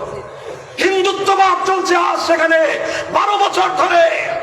হিন্দুত্ববাদ প্রতিষ্ঠা করে মুসলমানদের উপর জুলুম এবং নির্যাতন পরিচালনা হচ্ছে সেখানে। এত কিছু পারো ও নরেন্দ্র মোদী, সাহস থাকলে তোমার ধর্মগ্রন্থ গীতা অথবা তোমাদের ধর্মপ্রণেতাদেরকে বসে তোমার রাষ্ট্রের জন্য 1 বছরের লাগবে না, 6 মাসের লাগবে না, 1 মাসের লাগবে না, 1 সপ্তাহের একটা বাজেট করে দেখাও। তোমার ধর্মে সেই ম্যাটার নাই, নাই তোমার ধর্মে। আলহামদুলিল্লাহ, আধুনিক যুগের উপযুক্ত বাজেট প্রণয়ন করার সেই সক্ষমতা একমাত্র কোন ধর্মে আছে? চিৎকার করে বলে একমাত্র কোন ধর্মে আছে? আরেকটা দৃষ্টান্ত দেই, সংখ্যালঘু ভাইরা তাদের মধ্যে এক ধরনের রিউমার ছড়ানো হচ্ছে। সংখ্যালঘু ভাইদের মধ্যে আতঙ্ক সৃষ্টি করার চেষ্টা করা হয় ইসলামের প্রতি। আমি আমার সকল সংখ্যালঘু ভাইদেরকে বিশেষভাবে সম্বোধন করে একটা কথা বলতে চাই। পয়েন্টটা হলো এই, যে কোনো ধর্ম অনুযায়ী যদি কোনো রাষ্ট্র চলে, যেই ধর্ম, আপনারা বুঝতেছেন আমার কথা? আরেকটু বলবো, যে কোনো ধর্ম অনুযায়ী যেই রাষ্ট্র পরিচালিত হবে, সেই রাষ্ট্রে ভিন্ন ধর্মের লোকেরা থাকবে কি থাকবে না? বলেন, সবাই বলেন। আমরা যদি ইসলাম অনুযায়ী রাষ্ট্র চালাই, এই রাষ্ট্রে হিন্দু, বৌদ্ধ, খ্রিস্টান সহ উপজাতি সহ অন্যান্য ধর্মের ভাই বোনেরা থাকবে কি থাকবে না? একই প্রশ্ন, হিন্দু ধর্ম অনুযায়ী রাষ্ট্র চললে মুসলমানরা থাকবে কিনা? বৌদ্ধ ধর্ম অনুযায়ী রাষ্ট্র চললে মুসলমানরা থাকবে কিনা? খ্রিস্ট ধর্ম অনুযায়ী রাষ্ট্র চললে মুসলমানরা থাকবে কিনা? তাহলে যেই ধর্ম অনুযায়ী রাষ্ট্র চলবে, সেই ধর্মে অন্যান্য, ওই রাষ্ট্রে অন্যান্য ধর্মের নাগরিকরাও থাকবে। কথা ঠিক? তাহলে আমার প্রশ্ন হলো, সবগুলো ধর্মের কাছে বিনীত প্রশ্ন, মুসলমান হিন্দুদের কাছে জিজ্ঞাসা করলাম, বলো তোমার ধর্ম অনুযায়ী যে রাষ্ট্রটা চলবে, সেই রাষ্ট্রের সংখ্যালঘু মুসলমান হিসেবে সে কি কি অধিকার পাবে? বলো, বলো নরেন্দ্র মোদী, তোমরা তো হিন্দুত্ববাদের জিগির তুলেছ, বলো তোমার হিন্দু ধর্ম অনুযায়ী রাষ্ট্র ব্যবস্থায় মুসলমানের জন্য কি কি অধিকার সংরক্ষিত আছে? বৌদ্ধদেরকে জিজ্ঞাসা করব, চায়নার কাছেও জিজ্ঞাসা করব, মায়ানমারের কাছেও জিজ্ঞাসা করব, তোমার ধর্ম অনুযায়ী রাষ্ট্র চালাও, একজন সংখ্যালঘু মুসলমানের কি অধিকার? গোটা ইউরোপ, পশ্চিমা বিশ্ব খ্রিস্ট ধর্মাবলম্বীদের কাছে প্রশ্ন, তোমাদের ধর্ম অনুযায়ী রাষ্ট্র পরিচালনা করলে সেই রাষ্ট্রের সংখ্যালঘু মুসলিমের কি অধিকার? তর্কের খাতিরে ইসরায়েলকেও জিজ্ঞাসা করতে হবে, ইহুদিরা জবাব দে, তোদের রাষ্ট্রে বসবাসরত ফিলিস্তিনের মুসলমান, গাজার সংখ্যালঘু মুসলমানরা ওই রাষ্ট্রে তোদের কাছাকাছি বসবাস করে, তাদের জন্য কি অধিকার সংরক্ষিত আছে বল। মুহতারাম হাজিরিন, এই ধর্মগুলোর আলোকে কেউ পরিচালিত রাষ্ট্র ব্যবস্থায় সংখ্যালঘুদের কি কি অধিকার, কি কি নিরাপত্তা, কি কি সুযোগ সুবিধা, তার বিস্তারিত কোনো প্রতিবেদন দিতে পারবে না। নাই সেই ধর্মগুলোর মধ্যে এই বিবরণ। যদি বলেন ধর্মের মধ্যে নাই, প্র্যাকটিক্যাল দেখে নেন। প্র্যাকটিক্যাল আমরা কি দেখতে পাই? হিন্দুত্ববাদের ভারতের দিকে যদি আমি তাকিয়ে দেখি, আমি সেখানে দেখব আমার মুসলমান ভাই গরুর গোশত খাওয়ার অপরাধে জ্বলন্ত আগুনে তাকে পুড়িয়ে মারা হয়। আমি দেখবো আমার মুসলিম বোন হিজাব করবার অপরাধে রাস্তাঘাটে তাকে লাঞ্ছনার শিকার হতে হয়। আমি দেখবো মায়ানমারে রোহিঙ্গা মুসলমানরা কালেমা পড়বার অপরাধে মায়ের গর্ভ থেকে তার গর্ভবতী সন্তানকে বের করে মায়ের চোখের সামনে ফুটবল খেলা হয়। আমি দেখবো ভাইয়ের সামনে বোনকে ধর্ষণ হতে হয়, ভাই বাবার সামনে সন্তানকে হত্যা করা হয়। এই তো দৃশ্য দেখবো মায়ানমারে। কথা বলেন, বলবেন হুজুর পশ্চিমারা অনেক সভ্য, খ্রিস্টানদের দেশে সমস্যা নাই, বুঝলাম সমস্যা নাই, কিন্তু বলেন কয়েকদিন পর পর ফ্রান্স, ডেনমার্ক, ওই সকল রাষ্ট্রগুলোকে আমরা কি দেখতে পাই? সেই সকল রাষ্ট্রগুলোতে মুসলিম নারীদের জন্য হিজাব পরার উপর বিধিনিষেধ আরোপ করা হয়। বলেন, কথা বলেন, ঠিক না বেঠিক? আমি জিজ্ঞাসা করি, একজন মুসলিম নারীর জন্য হিজাব করা ঐচ্ছিক না ফরজ? বলেন, ঐচ্ছিক না ফরজ? তাহলে তুমি হিজাব ব্যবহারের উপর নিষেধাজ্ঞা আরোপ করার অর্থ হলো এই, মুসলিম নারীকে তোমার দেশে থাকতে হলে ধর্ম মানা যাবে না। কথা বলেন, ঠিক না বেঠিক? তোমরা এইভাবে ডেনমার্ক, হল্যান্ড, ফ্রান্স, বিভিন্ন দেশে 2 দিন পর পর সরওয়ারে কায়নাত রাহমাতুল লিল আলামিন মুহাম্মদ আরবি সাল্লাল্লাহু আলাইহি ওয়াসাল্লামকে নিয়ে জঘন্য কটূক্তি করা হয়। কথা বলেন, ঠিক না বেঠিক? শার্লি হেবজা পত্রিকার ফ্রন্ট পেজে প্রচ্ছদ পত্রে আমার নবীকে ব্যঙ্গ করা হয়।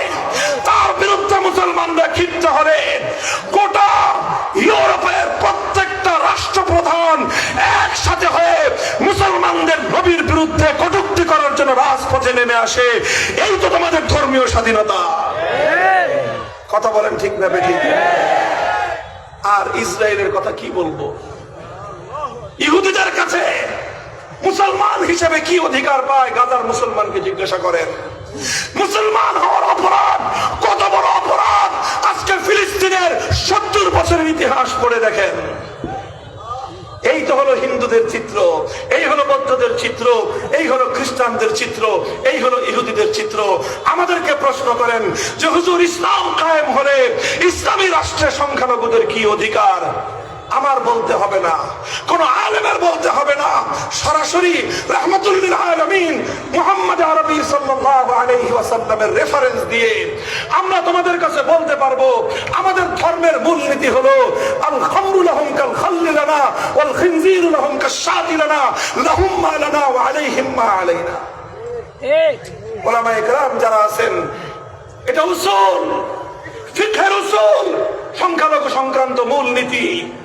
সংখ্যালঘু সংক্রান্ত মূলনীতিটা হলো এই, দেখেন আমরা ওদের দেশে গরু খাইলে, ওদের দেশে গরুর গোশত বহন করলে জ্বলন্ত আগুনে পুড়িয়ে হত্যা করা হয়।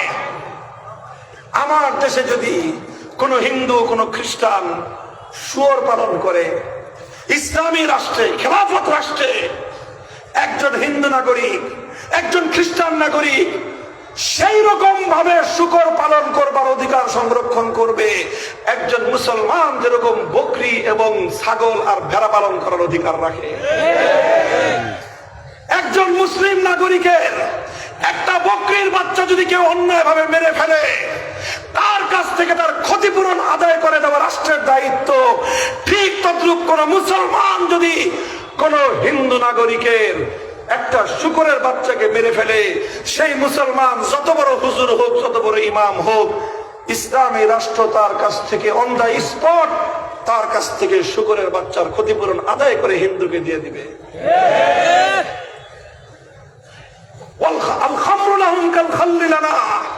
মুসলিম রাষ্ট্রের মধ্যে একজন মুসলিম নাগরিক যেরকম জুস পান করতে পারে, আমের জুস, বেদানার জুস, শরবত যেমন পান করতে পারে, রাষ্ট্রের পারমিশন নিয়ে মুসলিম রাষ্ট্রে বসবাস করে অন্য ধর্মাবলম্বীরা তারা নেশা জাতীয় দ্রব্য পান করতে পারবে যদি তাদের ধর্মে সেই নেশা পান করা এলাও হয়। আরে ইসলাম তো তোমাকে এই নিরাপত্তা দিয়েছে, লাহুম মা লানা ওয়া আলাইহিম মা আলাইনা। মুসলিম রাষ্ট্রের উপর যদি হামলা চালায় কোন শত্রু রাষ্ট্র, তাহলে সেই হামলা মোকাবেলা করার জন্য যদি কোন সংখ্যালঘু স্বেচ্ছায় এগিয়ে আসতে পারে, স্বেচ্ছায় এগিয়ে না আসলে ইসলামী রাষ্ট্র তাকে প্রতিরক্ষা ব্যবস্থা অংশগ্রহণ করতে বাধ্য করবে না। কিন্তু মুসলমানরা আল্লাহ এবং তার রাসূলের পক্ষ থেকে দায়িত্বপ্রাপ্ত হয়ে এক একজন সংখ্যালঘু অমুসলিম নাগরিকের জান, মাল, ইজ্জত, আবরু, নিরাপত্তা নিশ্চিত করা মুসলিম রাষ্ট্র এবং মুসলমানদের ধর্মীয় দায়িত্ব। মুহতারাম হাজিরিন, শুধু একটা জায়গায় পার্থক্য আছে। মুসলমানরা রাষ্ট্র পরিচালনায় রেভিনিউ কালেকশনের সোর্সে যাকাত দিবে, ওশর দিবে, আর অমুসলিমরা জিজিয়া এবং ট্যাক্স দিবে। এটা হলো সার্ভিস চার্জ। সেই ট্যাক্স কিভাবে দিবে ইসলাম তার মূলনীতি নির্ধারণ করে দিয়েছে। ইসলাম বলে দিয়েছে একজন অমুসলিম নাগরিক সে স্বাভাবিকভাবে যেই পরিমাণ পয়সা উপার্জন করে তার পক্ষে যতটুকু ট্যাক্স দেওয়া বার্ডেন না হয় ততটুকুই ট্যাক্স তার কাছ থেকে নেওয়া যাবে। 1 পয়সা বেশি ট্যাক্স যদি মুসলিম রাষ্ট্র অমুসলিম নাগরিকের কাছ থেকে আদায় করে, আল্লাহর পয়গম্বর বলেছেন ফানা হাজিজুহু ইয়াউমাল কিয়ামাহ, কিয়ামতের দিন আমি আল্লাহর রাসূল, আমি রাহমাতুল লিল আলামিন সেই সংখ্যালঘুর পক্ষ হয়ে মুসলিম রাষ্ট্রনায়কের বিরুদ্ধে, খলিফার বিরুদ্ধে আল্লাহর দরবারে বিচার দায়ের করব। হে সংখ্যালঘু ভাইরা, আপনাদেরকে যারা আতঙ্কগ্রস্ত করে ইসলাম কায়েম হলে অমুসলিমরা থাকতে পারবে না, এর চেয়ে চচ্চুরিপূর্ণ, জালিয়াতিপূর্ণ মিথ্যাচার আর কিছুই হতে পারে না।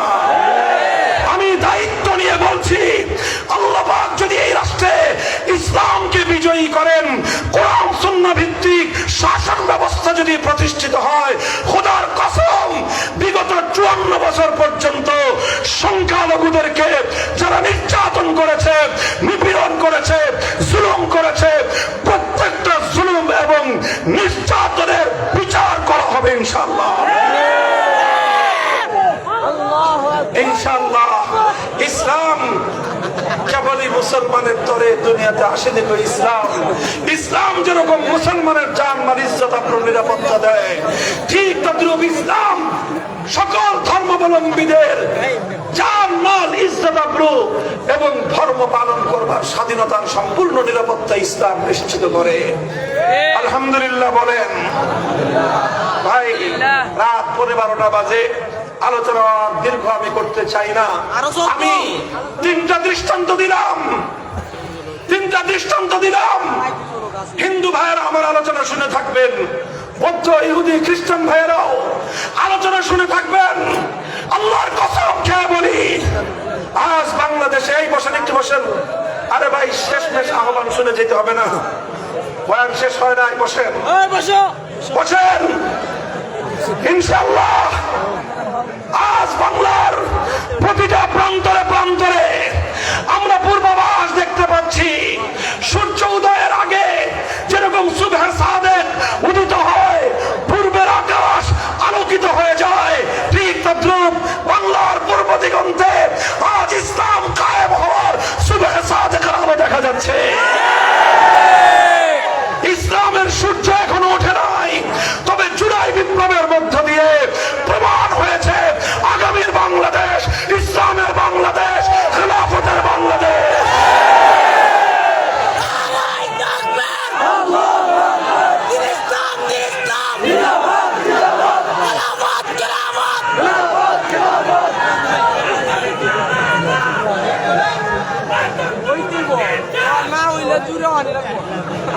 ভাই, আর একটা কথা শোনার মতো ধৈর্য আছে আপনাদের?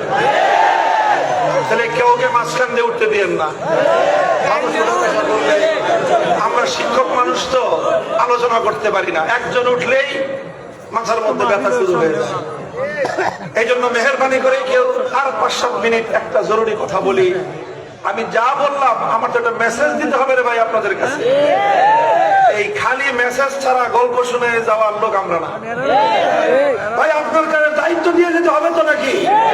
আপনারা 100 ঘন্টা চিৎকার চেঁচামেচি খামা খাই, খালি আমরা চিৎকার করব আর আপনারা কিছুক্ষণ বিনোদন করে বাড়িতে চলে যাবেন। হ্যাঁ, দায়িত্ব নিয়ে যেতে হবে। কথা বলেন ঠিক কিনা?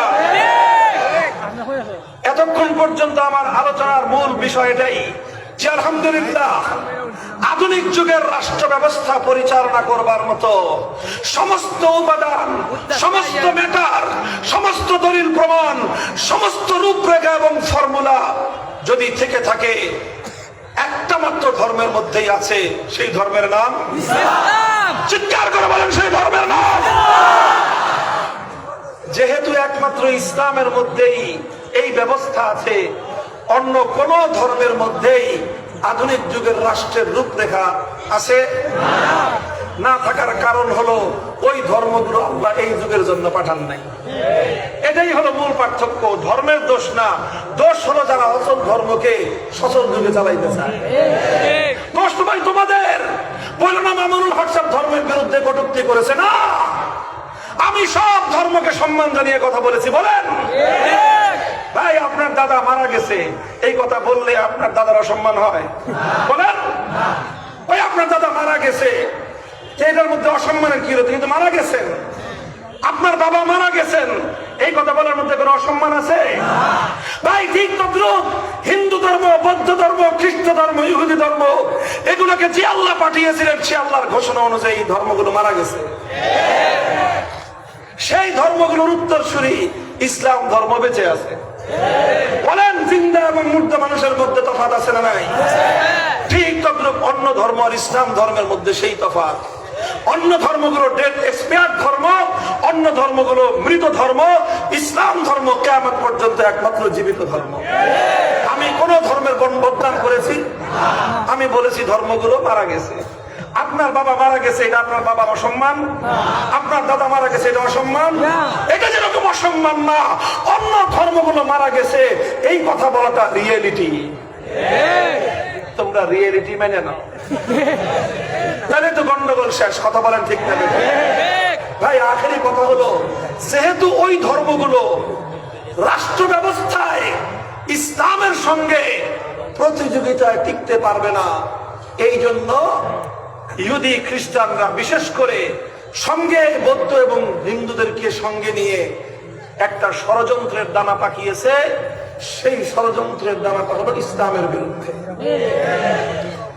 যেহেতু তারা আধুনিক যুগের রাষ্ট্র ব্যবস্থার রূপরেখা দিতে পারবে না, আর আধুনিক যুগের রাষ্ট্র ব্যবস্থার রূপরেখা দিতে পারবে একমাত্র ইসলাম, এই জন্য তারা রাষ্ট্র ব্যবস্থার রূপরেখা দিতে না পারার ব্যর্থতা ঢাকবার জন্য তারা এক নতুন স্লোগান, নতুন এক মতবাদ দুনিয়ার সামনে এনেছে।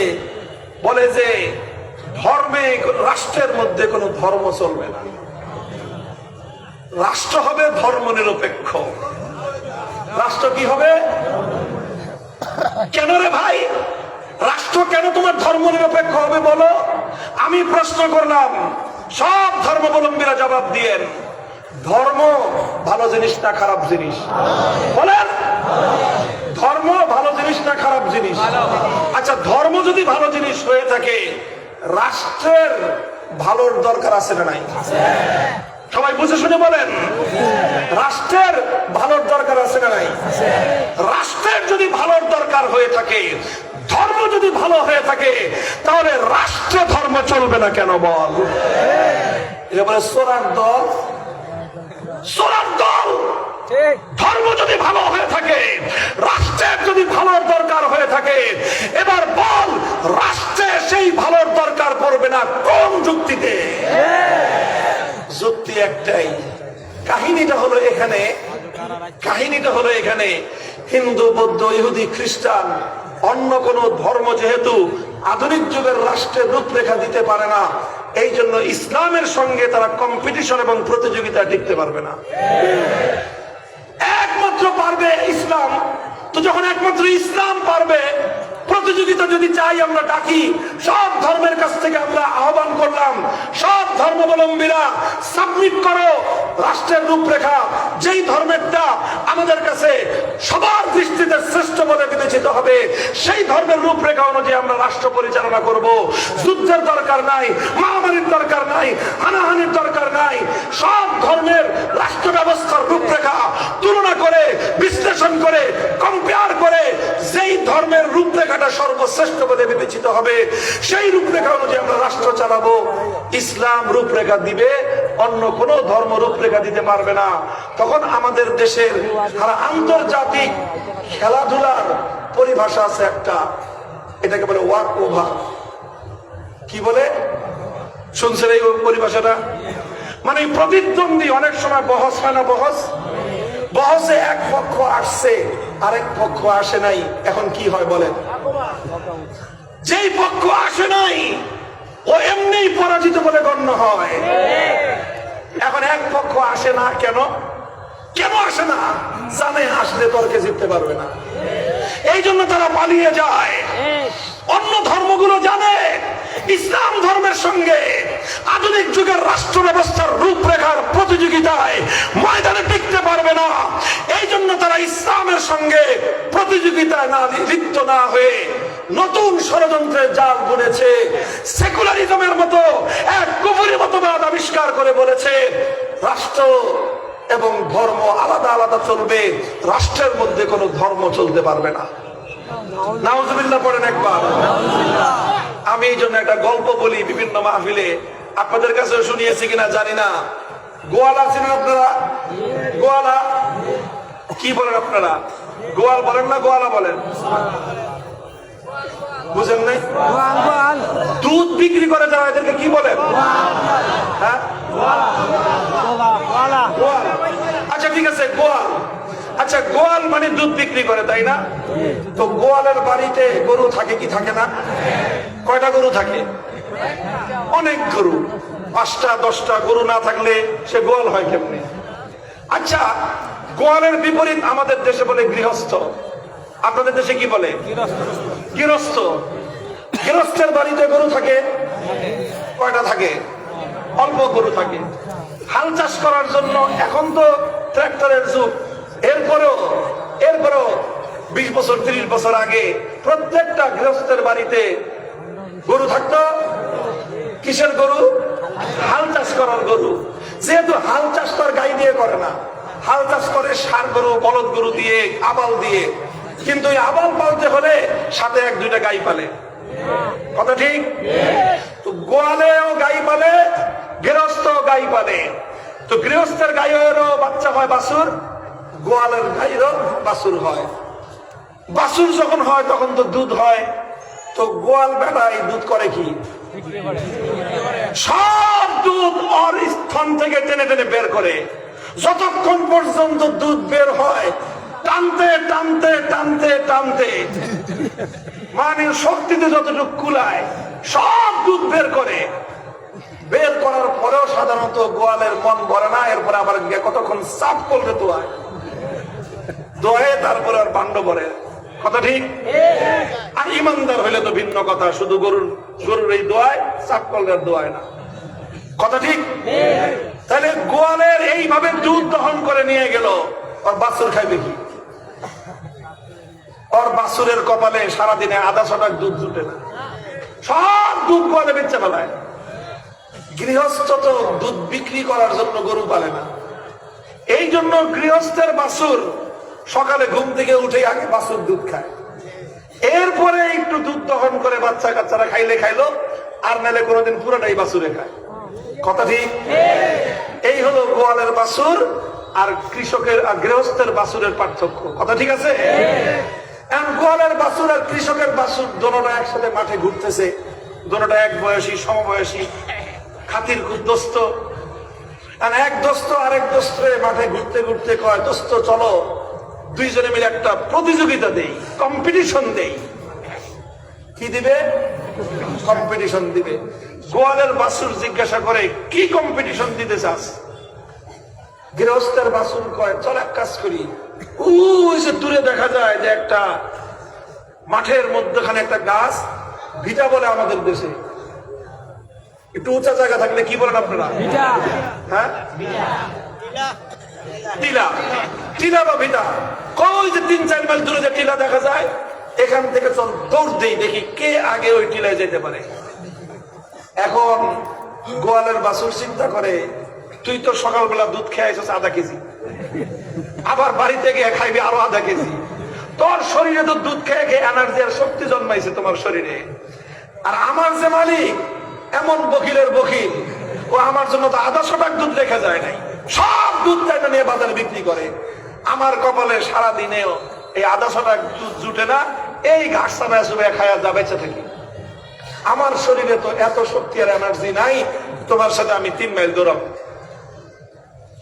এখন দৌড়ে যেহেতু পারবে না, ও কয় কি জানেন? দৌড়বে না, যেই রোদ পড়ছে টাক ফাটা রোদ, এই রোদের মধ্যে কেউ দৌড়ায়? খামাখা দৌড়ের প্রতিযোগিতা দিতে কষ্ট। কয় তাহলে কি করবি? কয় আমরা দুইজন এসে একটা ভিন্ন প্রতিযোগিতা দিই। কি প্রতিযোগিতা? কয় এখানে তুই বয়, এখানে আমি বসি, দুইজন বসে লেজ নাড়াই, দেখি কে বেশি লেজ নাড়াইতে পারে। বুঝেন নাই কথা? আমাদের পরিভাষায় লেজ নাড়ানো এটা একটা পরিভাষা। বলে বসে বসে লেজ নাড়াও, এটা বলা হয় তাদেরকে যারা খুব কর্মঠ, না যারা অলস। অলসদেরকে বলে বসে বসে লেজ নাড়াও। অকর্মণ্য যারা, তারা বসে বসে লেজ নাড়ায়।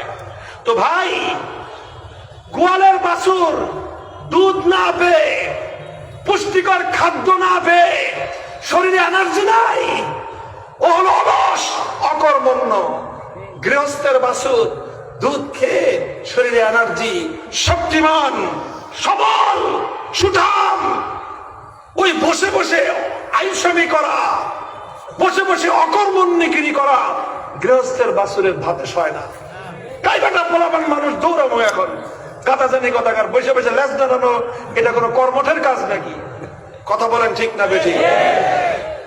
আলহামদুলিল্লাহ, ইসলাম সেই ধর্ম, হৃষ্টপুষ্ট ধর্ম, আল্লাহর কোরআন দ্বারা সমৃদ্ধ ধর্ম, আল্লাহর পয়গম্বরের সুন্নাহ দ্বারা সমৃদ্ধ ধর্ম, 1400 বছরের তাওয়ারুসে উম্মত, ইজমা কিয়াসের দ্বারা সমৃদ্ধ ধর্ম। যুগের সমস্ত চ্যালেঞ্জকে মোকাবেলা করে গন্তব্য পর্যন্ত পৌঁছার সামর্থ্যবান ধর্মের নাম হলো ইসলাম। ইসলাম বলে আসো দৌড়ের প্রতিযোগিতা লাগাই, আসো ধর্ম নিয়ে আসো, আধুনিক যুগের রাষ্ট্র ব্যবস্থা সাবমিট করো, প্রতিযোগিতা করে দেখি কারটা প্রতিযোগিতায় টিকে। সব ধর্ম আলাদা বলে আমাদের ভাই এত এনার্জি নাই, আমাদের ধর্মের আসমানি কিতাব সংরক্ষিত নাই, নবীর আদর্শ সংরক্ষিত নাই, না খেয়ে খেয়ে সব ধর্ম এটা মৃত প্রায়। এই জন্য ওই ধর্মগুলো চিন্তা করলো দৌড়ায় ইসলামের সঙ্গে পারা যাবে না, এই জন্য আসো বসে বসে লেজ নাড়ায়। এই জন্য তারা আবিষ্কার করেছে নতুন এক মতবাদ, সেই মতবাদের নাম হলো সেকুলারিজম, সেই মতবাদের নাম হলো ধর্মনিরপেক্ষতা। ও মুসলমানের বাচ্চা, এই কারা কারা মুসলমানের বাচ্চা হাত উঠান মিয়া, আল্লাহ কবুল করে হাত নামান। মুসলমানের বাচ্চা, মুসলমান বিশ্বাস করেন নিজেকে মুসলমান বলে? এই বিশ্বাস করেন? তাহলে যদি মুসলমানের বাচ্চা মুসলমান নিজেকে বিশ্বাস করেন, তাহলে যারা অচল ধর্মের অনুসারী, যারা অচল ধর্মের অনুসারী, যারা মরা ধর্মের অনুসারী, তারা বলতে পারে ধর্মনিরপেক্ষতাবাদ দমক লেজ নাড়ানোর কথা তাদের মুখে শোভা পায়। সচল ধর্ম, আধুনিক যুগের উপযোগী ধর্ম, ইসলাম ধর্মের অনুসারী কোন মানুষের মুখে কশ্চিনকালেও ধর্মনিরপেক্ষতাবাদ দমক এই লেজ নাড়ানো আলস্যামির কথা কশ্চিনকালেও শোভা পেতে পারে না। কাজেই দেখেন, আরেকটা কথা বলার লোভ সামলাতে পারলাম না। 1947 সালে দেশটা ভাগ হয়েছিল, কথা ছিল যারা ইসলাম চাও তারা সীমান্তের এই পারে, যারা ধর্মনিরপেক্ষতা চাও তারা সীমান্তের ওই পারে। কথা বলেন ঠিক না বেঠি? সেই ভাগ, সেই বাটোয়ারা আজ পর্যন্ত বাতিল হয় নাই, ইনশাআল্লাহ সেই বাটোয়ারা কিয়ামত পর্যন্ত বাতিল হতে পারবে না। যাদের কাছে ধর্মনিরপেক্ষতা এত মজা লাগে, আপার সঙ্গে যোগ দাও। তোমার আপারও ভাল লাগতো ধর্মনিরপেক্ষতা, ওই রাষ্ট্রের জন্ম হয়েছে ধর্মনিরপেক্ষতার উপর। তোমার আপার কাছে প্রিয় ছিল ধর্মনিরপেক্ষতা, তার দাদার কাছেও প্রিয় হলো ধর্মনিরপেক্ষতা। দাদার সঙ্গে আপার সঙ্গে মিলে হয়ে গেছে, চলে গেছে ধর্মনিরপেক্ষতার দেশে। শাহজালালের দেশে থেকে যাদের কাছে রাষ্ট্র ব্যবস্থায় ধর্মনিরপেক্ষতা এত প্রিয়, আপা লাগুক আর নতুন করে যদি কেউ খালাম্মা বানাইতে চাও তার পিছ ধরো। শাহজালালের এই মাটি, এটাকে আজাদ করা হয়েছিল ইসলামী শাসন কায়েম করার জন্য, কোরআনের রাজ কায়েম করবার জন্য। ইনশাআল্লাহ সুম্মা ইনশাআল্লাহ এই রাষ্ট্রের চূড়ান্ত গন্তব্য হবে আল কোরআনের শাসন, ইসলামের শাসন, খেলাফতের শাসন ইনশাআল্লাহ।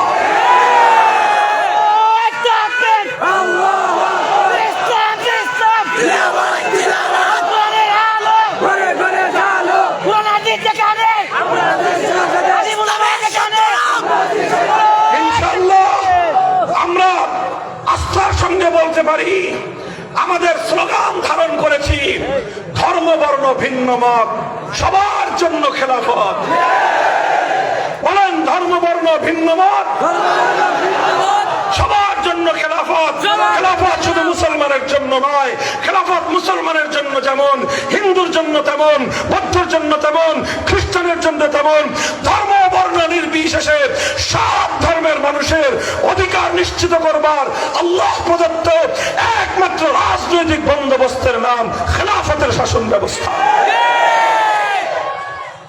কাজেই কারা কারা অলস আছেন হাত তুলেন। অলস আছেন কেউ? অলস অলস আছেন কেউ? অকর্মণ্য? কর্মঠ কারা আছে? কর্মঠ? এই স্লোগান তুলতে হবে এবার, নতুন স্লোগান। বসেন, লেজ নাড়ানোর দিন শেষ। ইসলামের বাংলাদেশ, লেজ নাড়ানোর, ইসলামের এই লেজ নাড়ানোর প্রতিযোগিতা কর্মঠ জাতি মুসলমানদের জনপদে চলতে পারে না। সব রঙের বাংলাদেশ দেখা শেষ। নতুন বাংলাদেশ, সবুজ বাংলাদেশ, সোনার বাংলাদেশ, ডিজিটাল বাংলাদেশ, সব রং দেখা শেষ। এক রং দেখার বাকি। এবারের বাংলাদেশ হবে ইসলামের বাংলাদেশ।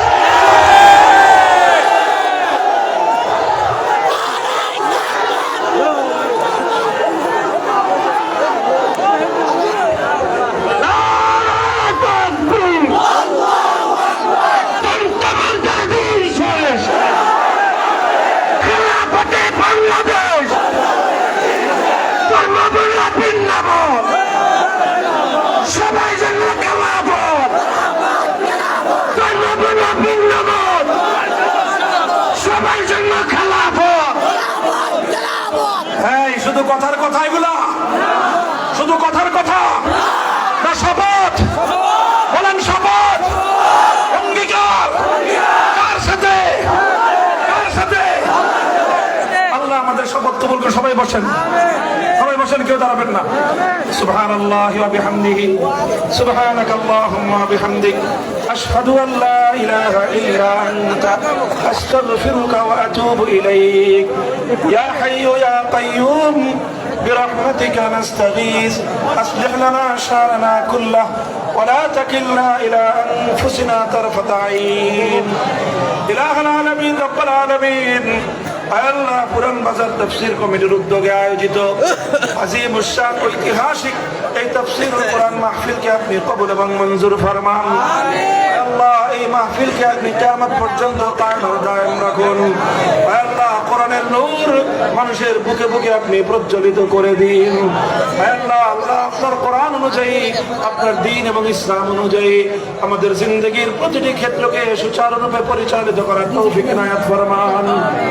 ইলাহুল আলামিন, আমাদের পূর্বপুরুষ, আমাদের বাবা মা দাদা দাদি, বিশেষ করে দুনিয়া থেকে যারা চলে গিয়েছেন সকলকে আপনি মাগফিরাত নসিব ফরমান। আমাদের পরবর্তী প্রজন্ম, সন্তান সন্ততিদেরকে দ্বীনের উপর ইস্তেকামতের সাথে রাখুন। আয় আল্লাহ, যতদিন আমরা হায়াতে থাকি ঈমানের উপর, ইসলামের উপর রাখুন। আয় আল্লাহ, মরণের সময় ঈমানের সাথে আল্লাহ মৃত্যু নসিব ফরমায় দিন।